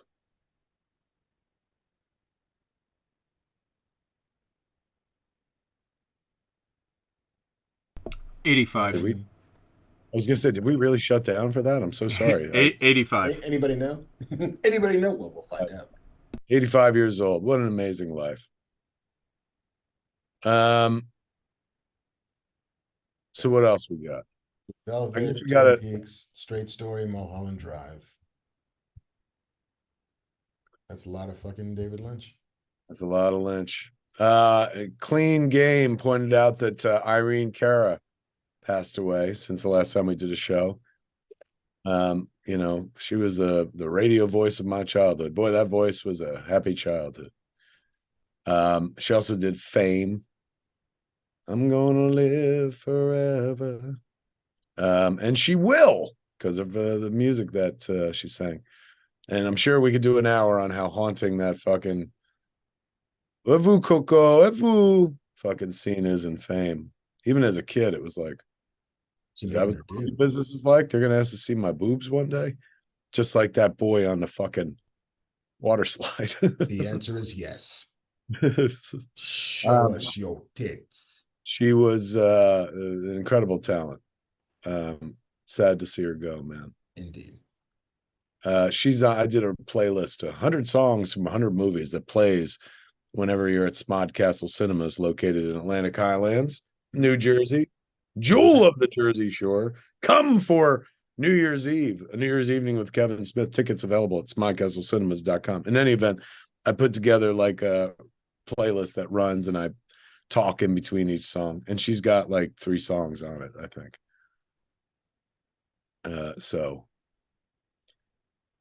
Okay. Agent 00 Soul said Fame is such a dark movie. You are not kidding, man. I can't speak to the remake, but the Alan Parker one, fuck, man. It does. It fucks. It ain't no easy walk, man. Fame costs. Right here's where you start paying with disturbing scenes like that fucking one with Coco. Okay, we got another sponsor, my friend. We do indeed. Because I assume there's only one person watching the show. Friends, kids, second half of this show, the one that gets us into the Q&A part, because goddamn, what a long show, is sponsored by our friends at Native. Are you kidding me? Native makes you smell unbelievably fucking good, man. When it comes to personal hygiene, who has the time to read that long list of ingredients on the back of a bottle? Some ingredients I can't even pronounce, man. If you're like me and you care about what goes on your body, it's time to try Native personal care products like I did and have. Every Native product is thoughtfully formulated to keep you feeling and smelling fresh all day long, man. While we're talking about it, kids, smell and feel fresh all day long with Native. Get 20% off your first order by going to nativedeo.com/fatman right now. I'll wait. Or use the promo code FATMAN at checkout. That's nativedeo.com/fatman. Or use the promo code FATMAN at checkout for 20% off your first order, man. Native has been here for us since the beginning, and they've been there for you. They're making stuff you can put on your body, man. Think about the shit you put on your body, all the chemicals and whatnot. Native said, you know what? We're going to go aluminum free for our deodorant. They keep their ingredients list bare naked, man, with ingredients you understand, like coconut oil, shea butter, and baking soda. That's right, it's vegan. You could eat this shit. Don't, but you could. Let's say you were trapped like Tom Hanks with Wilson on a desert island, and you got some native floating in the water. Pick it up. You could eat it. But in that situation, other than that, eat food, kids. Always eat food. Native deodorant checks a lot of boxes, man. 72-hour odor protection, naturally derived ingredients, and a smooth residue-free application. Native also offers a variety of scents with new and limited edition smells and scents being released all the time. When you use Native, you're going to smell amazing all day long thanks to their long-lasting scents. Want to smell spicy and woodsy or clean and fresh? Native has a scent option for everyone, man. They even got Christmas scents, holiday scents, limited edition cabin collection of warm cider and cinnamon, cashmere and rain, toasted marshmallow and vanilla, wildwood and cardamom. Which scent did you receive and what did you like about it? You know what I've got? I got the cinnamon, and it was nice. It made me think of good times for a change, as other Smiths have said. I got the vanilla cookie. Ooh, I've had that before. Fucking, it's amazing. It literally legit smells like cookies. So good. I love the Native products, man. I was shopping the other day and I actually bought fucking Native body wash. It was there in the store. I was like, you know what? They're always fucking helping me out. Let me help them out. And as I reached for it, someone else reached for it. I looked up. You know who that was? Robert Downey Jr. Barack Obama. No. It was a fellow New Jerseyan who was just like, you too? I was like, fuck yeah, this shit smells good. I want to smell like cookies. Bruce Springsteen. That's right. The governor of New Jersey himself, Bruce Springsteen. It was Springsteen Bon Jovi, the hybrid pop music monster that lives in New Jersey. In any event, you want this shit. You want Native all over your face, neck, and chest, all over your body, man. What are you waiting for? Smell and feel fresh all day long with Native. I love Native, man. Get 20% off your first order by going to nativedeo.com/fatman or use the promo code fatman at checkout. That's nativedeo.com/fatman or use the promo code fatman, all one word, at checkout for 20% off your first order. We thank the good folks at Native for still sponsoring this show. After all this time, let's be honest, kids, this show is mid at best. And Native always goes for peak. And the fact that they're advertising on a mid show, you know what that's called? Charity. We thank Native for their charity. We are peak mid. We are peak mid. That's our next t-shirt. Never mind Jeff's kiss. Yeah. Fat Man Beyond, peak mid. Or mid peak. People are so confused. Okay. We got to get to the questions. And that's where Banff Man comes in handy, man. But before that happens, I'm going to remind you, New Year's Eve, you want to spend it in New Jersey with me at Smodcastle Cinemas. A New Year's evening with Kevin Smith. Look at it right there. Look at me with a mic in my hand in my natural habitat. Stuck in the stage like fucking Darth Maul waiting for those fucking electric doors to open and shit like that. Come out and spend New Year's Eve with me. Tickles galore. Tickets at smodcastcinemas.com. It'll get just as weird as you want it to. It's tickle time. It's gonna be fucking peak mid. Peak mid, baby. Speaking of peak mid, Banff Man. Banff. There is. We asked Banff Man to bring us questions and whatnot. He'll do that in a second, but sounds like he's got something on his mind. Yeah, I was gonna sell, but it's sold out. So I am, if you happen to be going to the Walt Disney Concert Hall Tuesday, Wednesday, or Thursday, or you want to... What's going on there? I am hosting the pre-Home Alone screening party with trivia and an ugly sweater contest. And Scum and Villainy will be doing free wine tasting of Skywalker wines.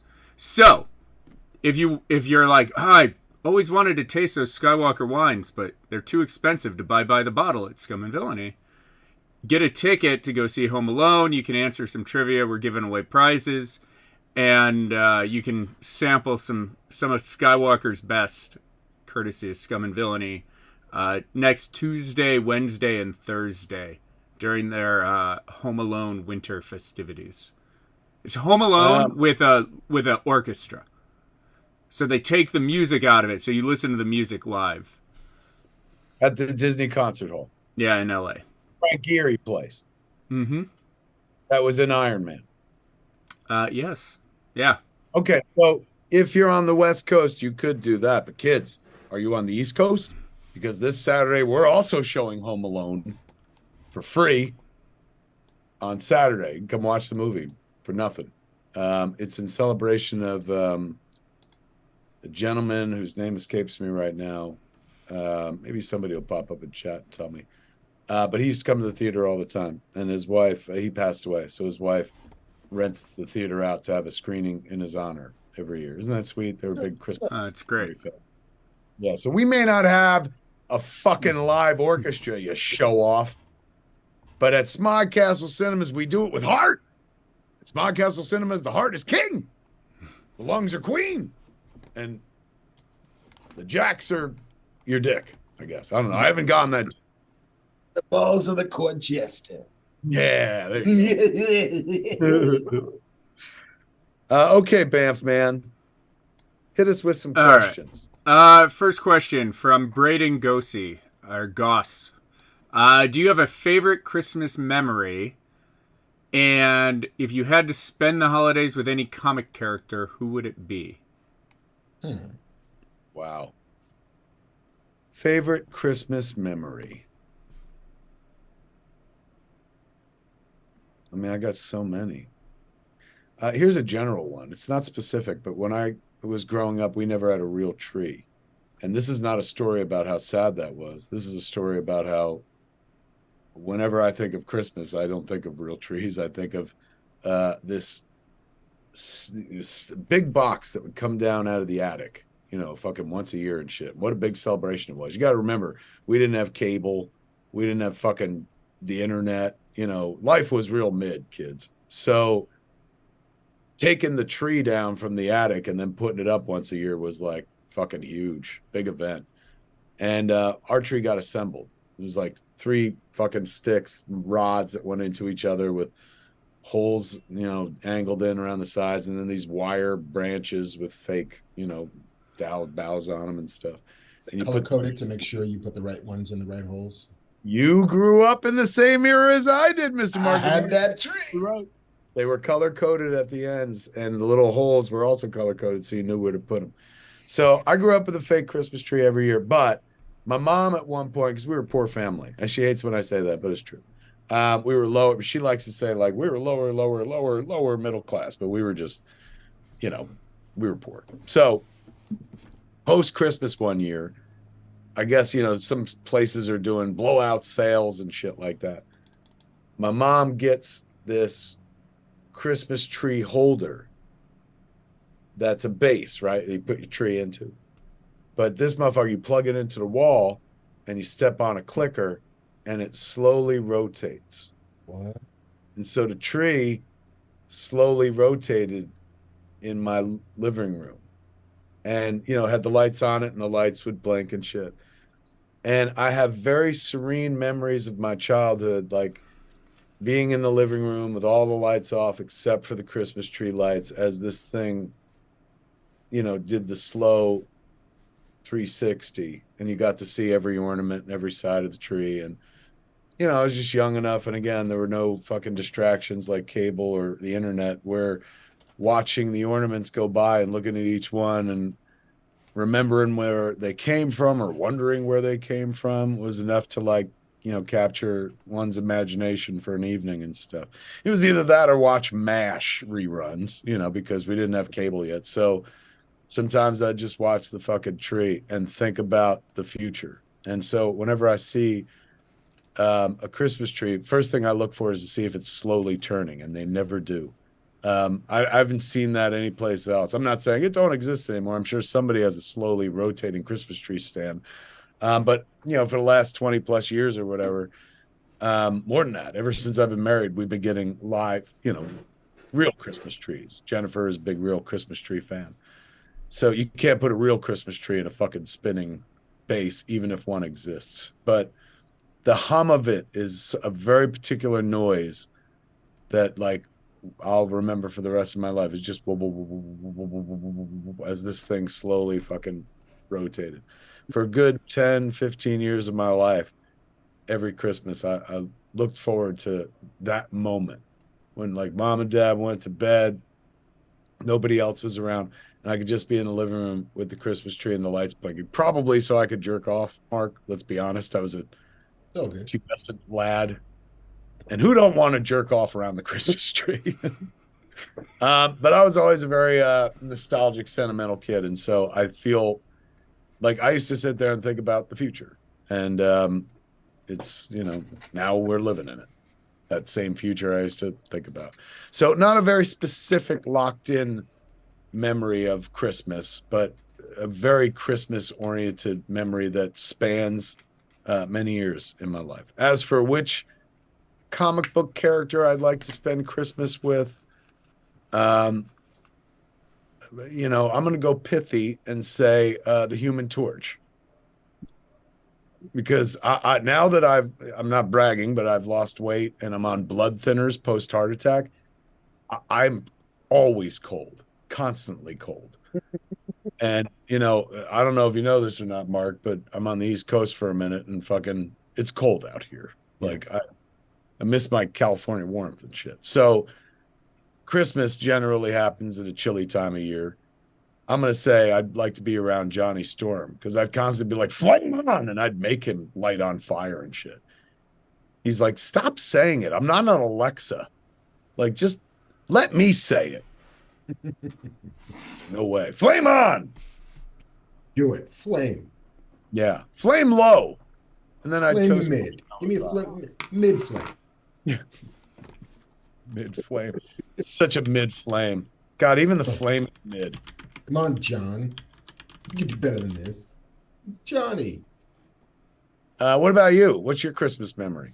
I have a few from when I was a kid, which, like they were all kind of a piece. My parents were not particularly rigid with when the Christmas festivities could begin. We were always Christmas Day people, we weren't Christmas Eve people. But it somehow got to the point where as long as it had kicked over to midnight, 12:01 meant it was Christmas. And so if we were up, we could then open shit. And so my brother and I, my younger brother and I, a couple of years, would like wake up at 2 a.m. and go downstairs and just have a fucking bacchanal, opening presents, playing with shit, and then we'd wipe ourselves out and just fall asleep surrounded by the chaos of Christmas. And our parents would find us under the tree, just sleeping. But I think my favorite Christmas memory is when my kids were like 6 and 4. And that is about the time, especially when my son was like 4, and he could not have been more excited for fucking Christmas. And so just that unbridled enthusiasm to get to go down the stairs and see what Santa brought him. I've never seen anybody happier than that moment of like not even rounding the stairs to see the tree, but just standing at the top of the stairs waiting to go down. And so I'll just always remember that level of nothing bad can happen now because it's Christmas. It's Christmas morning, and whatever's downstairs will be my favorite thing ever. And it was. And that kind of innocent optimism always kind of sticks with me. Even though now you think you still have that? Does he still have it? No. I mean, you still have innocent optimism as a writer. Yeah, I hope so. I mean, because the hope is that you will write a thing that surprises you. You'll write a thing that you didn't see coming. You'll write a thing that moves you in a way you couldn't have anticipated. Like, so then you get to open a present that you wrapped for yourself, and then you didn't know what was going to be inside. And I think that that's the high that we kind of chase all the time, is the, can I tell myself a story that I'm surprised by? Because we're our first readers. Me and Mark working on a thing I talked about earlier, this writing some scripts for this series. And Mark did something yesterday. We had a writers summit, which is, basically just sit around and go like, what if it was this? And what if we did this? Ooh, just putting clothes on this fucking thing. And Mark did a thing that made me cry. And right then and there, I mean, people are like, so, and it must have been a day of the week with a lie in it. But yes, of course. But in a writing session, that's fucking gold, because like, I know how to, I see the strings, I know how the sausage is made, and I know how manipulative all this shit is. So I should not be susceptible to Mark saying a thing that then makes me go, and fucking choke up and go wet-eyed and shit. But Mark had a moment for the final episode of this thing we're working on that was just, it was made me so emotional. And right then I welled up and I was like, that fucking plays. And it's right at the end too, so it helps to stick the landing. That was not mid. That was fucking peak, kids. We try for peak, we settle for mid. What? Some of us, that's lofty. Some of us try for mid, and if we get there, we're at. What Marvel character would you want to, or what character would you want to spend Christmas with? It doesn't have to be Marvel. And I should point out, somebody in chat was like, hey, since when is yelling flame on, turn on the Human Torch? Like, it's not. That was my little comedy bit. By the way, Human Torch, not real. So also, none of it is canon. I think the character who would make the most fun Christmas would be Thor. I think Thor likes a fucking party. Thor likes a big table full of food on it. Thor has some goddamn stories, some of which probably involve reindeer, actual reindeer. I feel like if you are throwing a party, Thor is your goddamn guy. Honestly, like every answer could be, you know what? It would be fun if Thor was here. And not like sad maudlin Thor from Thor the Dark World. I mean like good time Thor. Like all my shit's dealt with. Everything's resolved. My daddy issues are in the basement. Like, let's just get some fucking ale and I'll tell you some stories about the time Loki hit a fucking snake under the tree. And the snake come out and he knows that I hate snakes. It bit me. I like it. Banff man, you got any response to this? Banff. I've got a couple. I also did not grow up of means. And one of the things I loved every year was waiting for Charlie Brown Christmas to come on. Like, is it coming on yet? Is it like asking my parents every day when like the Frosty, when the cartoons were going to come on? But my favorite Christmas ever, and we spent all of the money and sprung for a video camera, and I still have it, which is, I got this, which is green screening out, which is the Kenner Hall of Justice toy. I got that and the Ewok Village in the same year. I love that Justice toy. I was too old for it and too poor, but fucking I always wanted that. Wow, you got that and the Ewok Village. Yeah. And I was like 4 years old, and it was like, I mean, it's 38 Christmases later, and that is still the greatest morning of my greatest morning of my life. Child, you fuck! She was born in the afternoon, so that's the greatest afternoon. Yeah, those were my two. If I had to spend Christmas with a comic character, there was an episode towards at some point in the X-Men animated series, A Morlock's Christmas. I would invite the Morlocks over. Spend it with them. Nice. Look at you. Well done. All right, what's our next question? Okay. Let's do digital. Clay Harrison said his kid is mid. Good day. Your kid is midday. Digital puppets. If you could go back and show your 10-year-old self any movie available in 2022, which movie would you pick and why? I mean, I do that all the time. I am my 10-year-old self. So again, when I watch a movie, that's who's seeing it. I mean, honestly, like I would probably show that I'd probably show that kid Endgame to be like, this is what you have to stay alive for. I know I should show him one of my own movies to be like, this is what you do. But I would love to show, yeah, maybe I should show him Clerks 3 and work this into an ad for Clerks 3 now on home video. Yeah, I'd probably show him Clerks 3 to be like, oh my God, look what you do one day. But then I'd be like, I'd show him like the first 10 minutes. And then I'd be like, you know what? Let's watch Endgame instead. And then I'd show him Endgame and be like, look at this shit. Man. And he becomes giant, man. But can you fucking believe what the future looks like? Live. You must stay alive. I will find you. That's what I'd tell him. He'd be so fucking impressed by that fucking, like when they all do the fucking challenge of the Super Friends run at each other, which we now have a fucking really good chance of replicating with James Gunn in charge over at DC, man. You know that somewhere they're having a conversation going, well, we have to eventually give them what people want to call the Civil War shot, but like what will be the challenge of the Super Friends shots. They run at each other. Oh, that's what I want to live for now, Mark. We'll see that within the next 5 years, I'm predicting.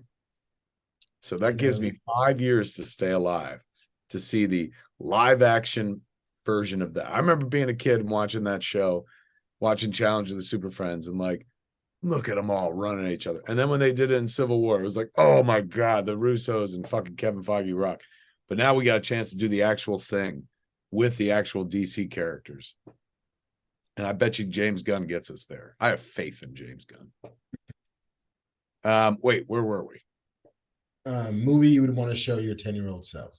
The Justice League of America versus the Legion of Doom. Is that Ted Knight doing the voiceover? It certainly sounds like Challenge of the Super Friends. I feel like mine is a little bit of a cheat.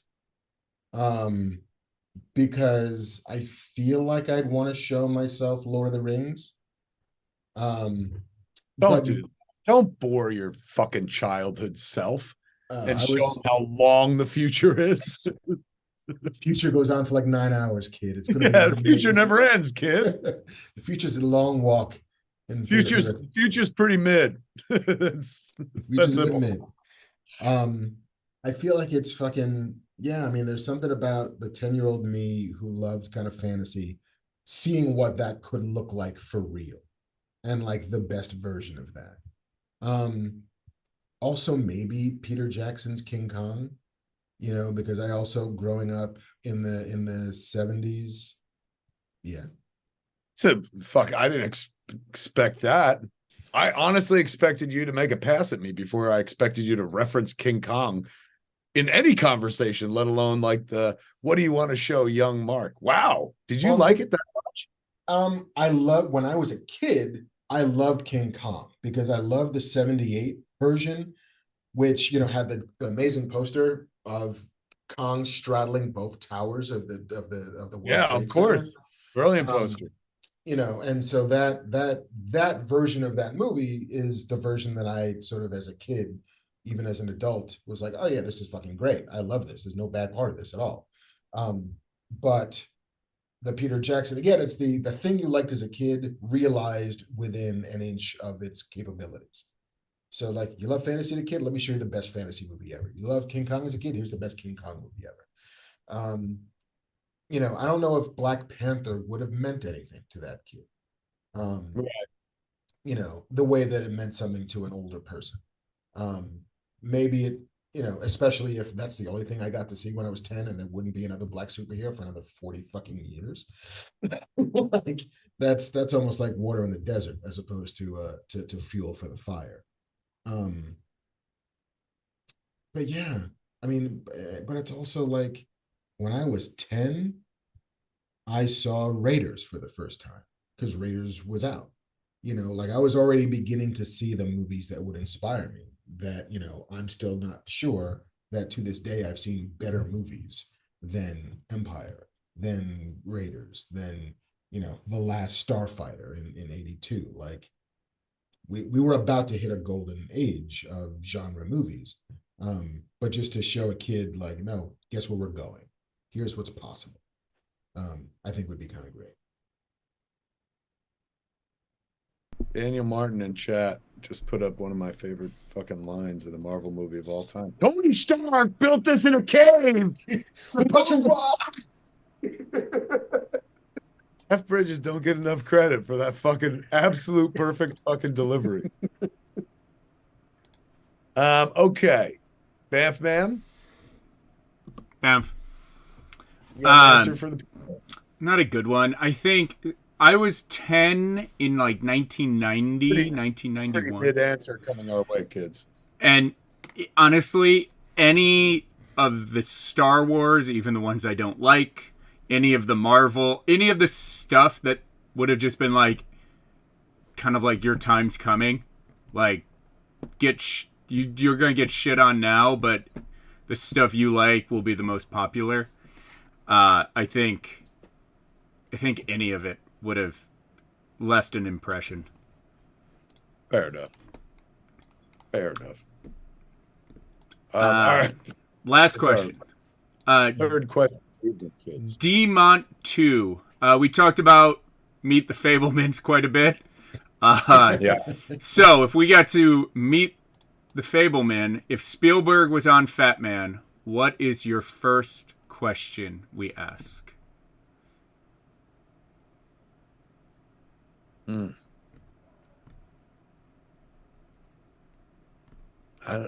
First, we'd blow him for like a good 20 minutes. Yeah, that's not a question to be found. Yeah, it would just be like you Chris Farley it for a while. Like, remember that time you made Jaws? That was awesome.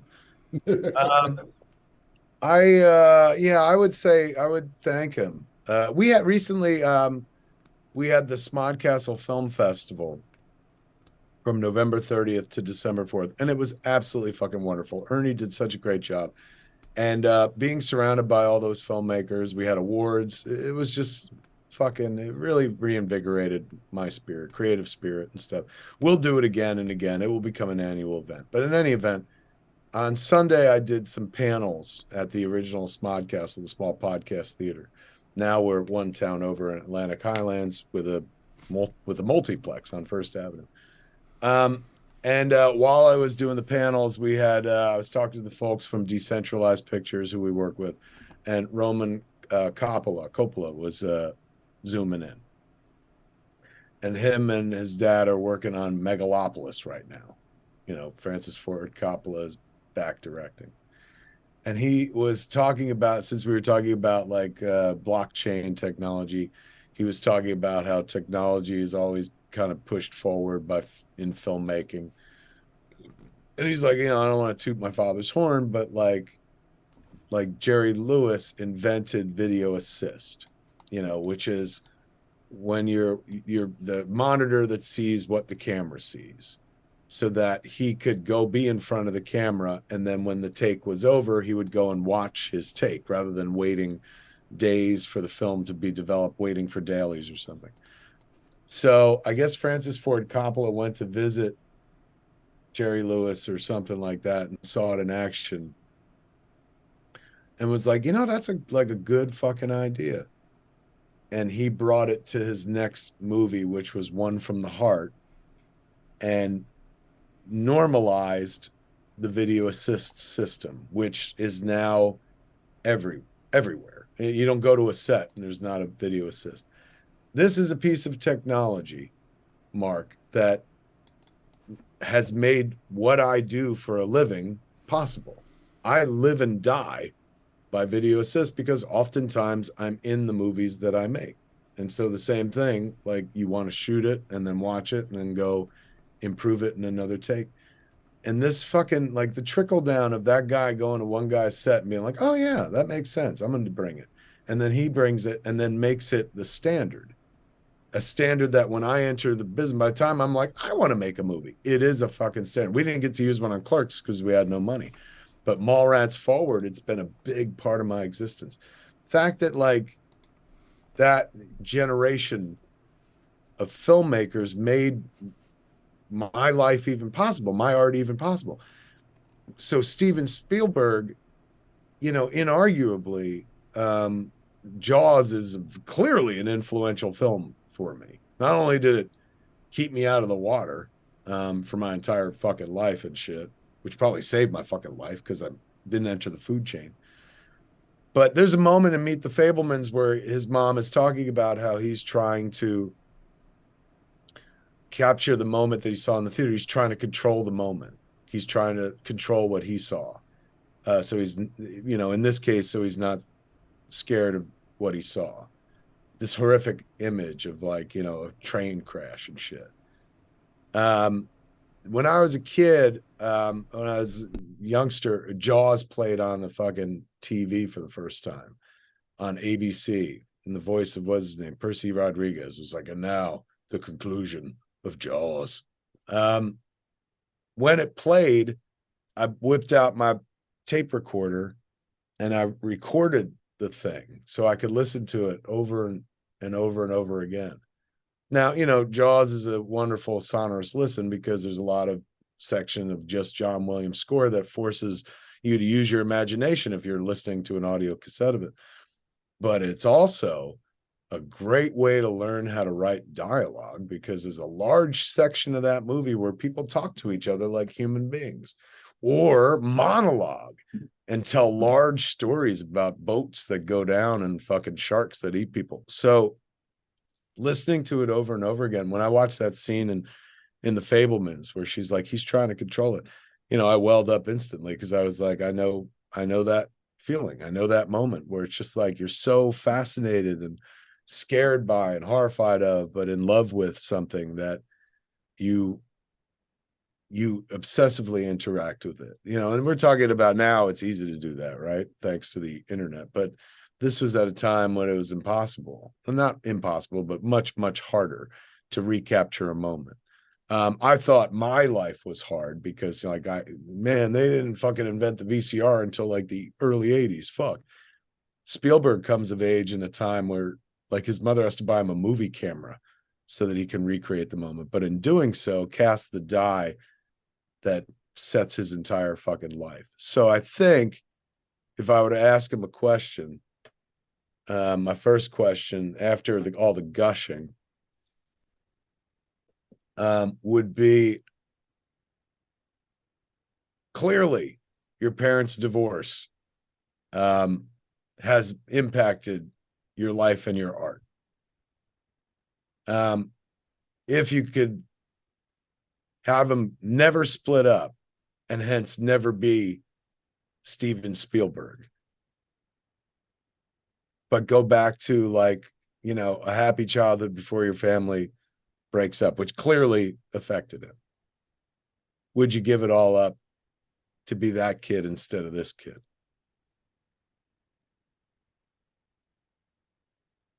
And he'd be like, why am I doing this podcast? I thought we were going to fucking talk about fucking how cute the Fablemans is. Why are you going so deep so fast?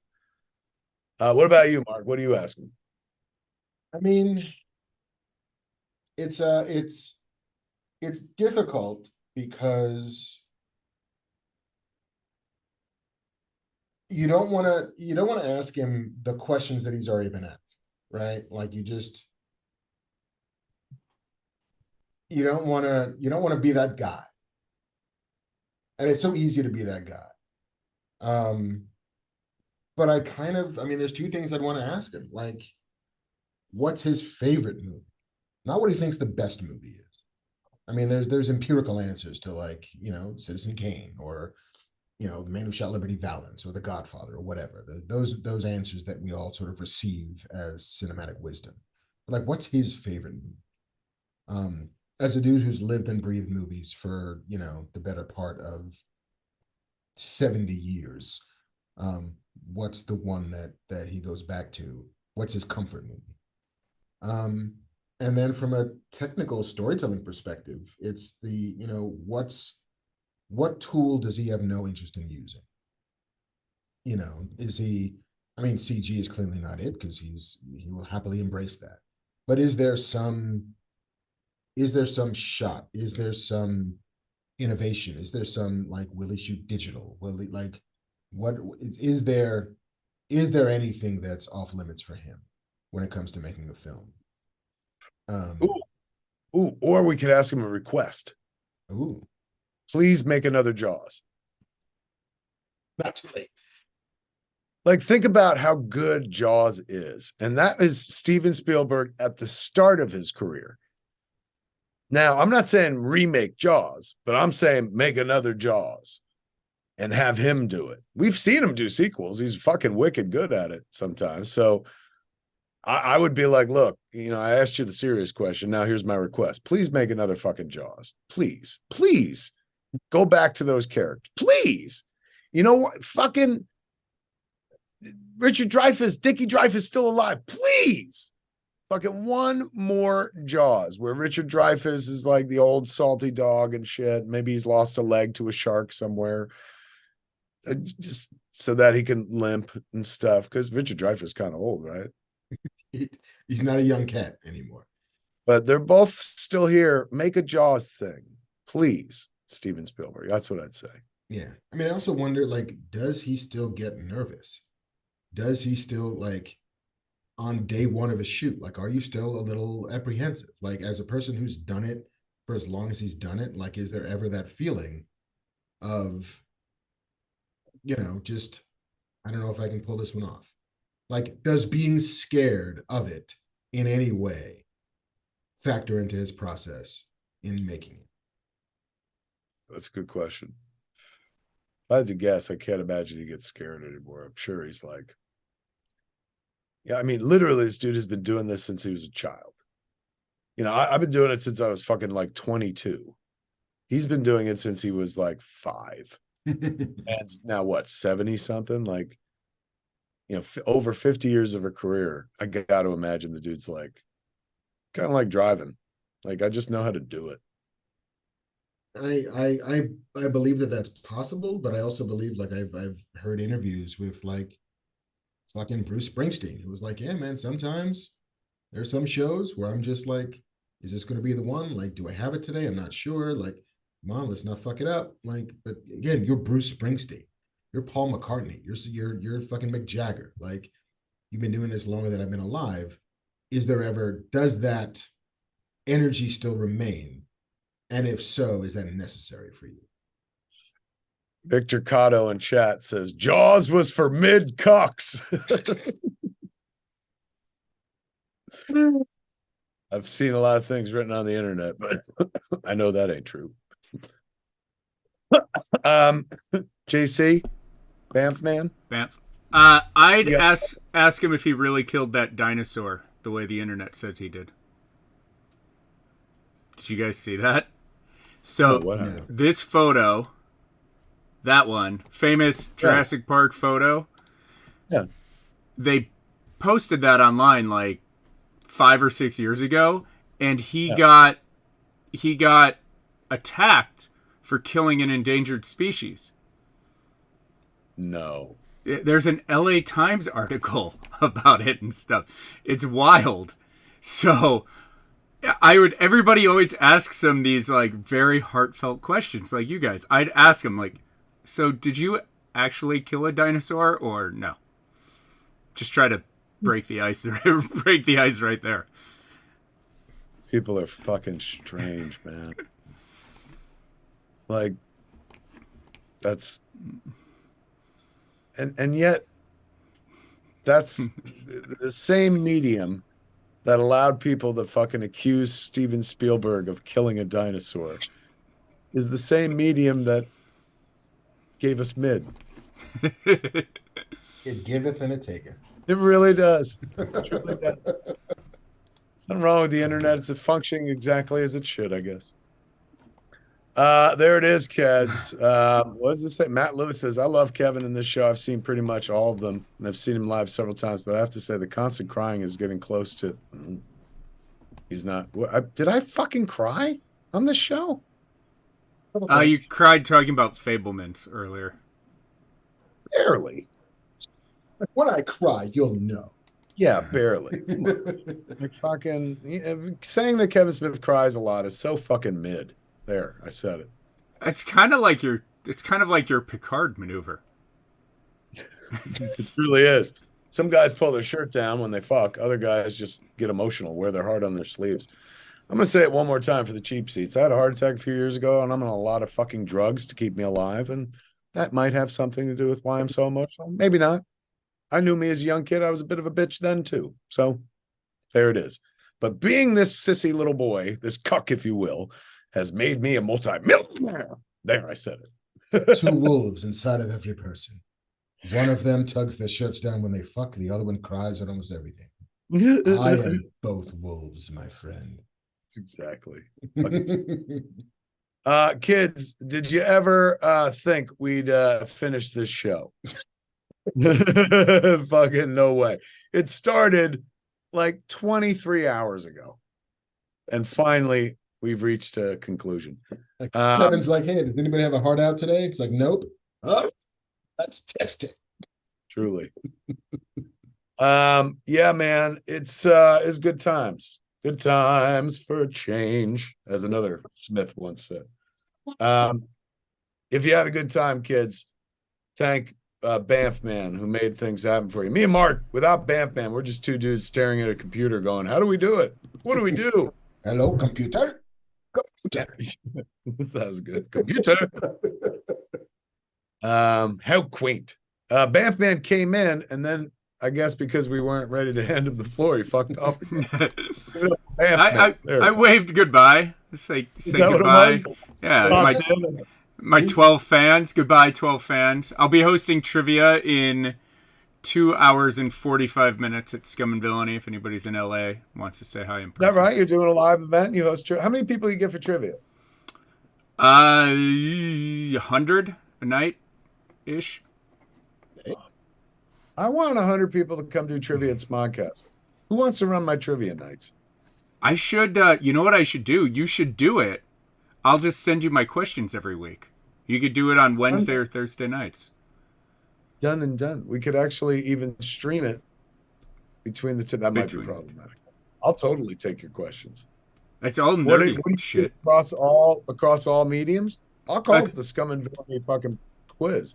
It's all nerdy stuff. We totally should. If you get that liquor license, we should do that.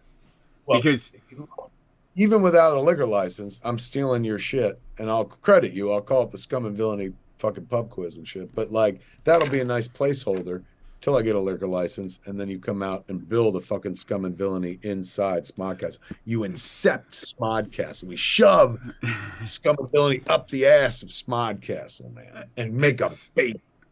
Like this week, we have an audio round that's What's the Connection? So I'm going to play 9 different snippets of songs, and you have to tell me what the name of the song is, and then at the end, they're all connected in some way. We have a same last name category, and we have a Spider-Man category so far. Nice. So same last name would be like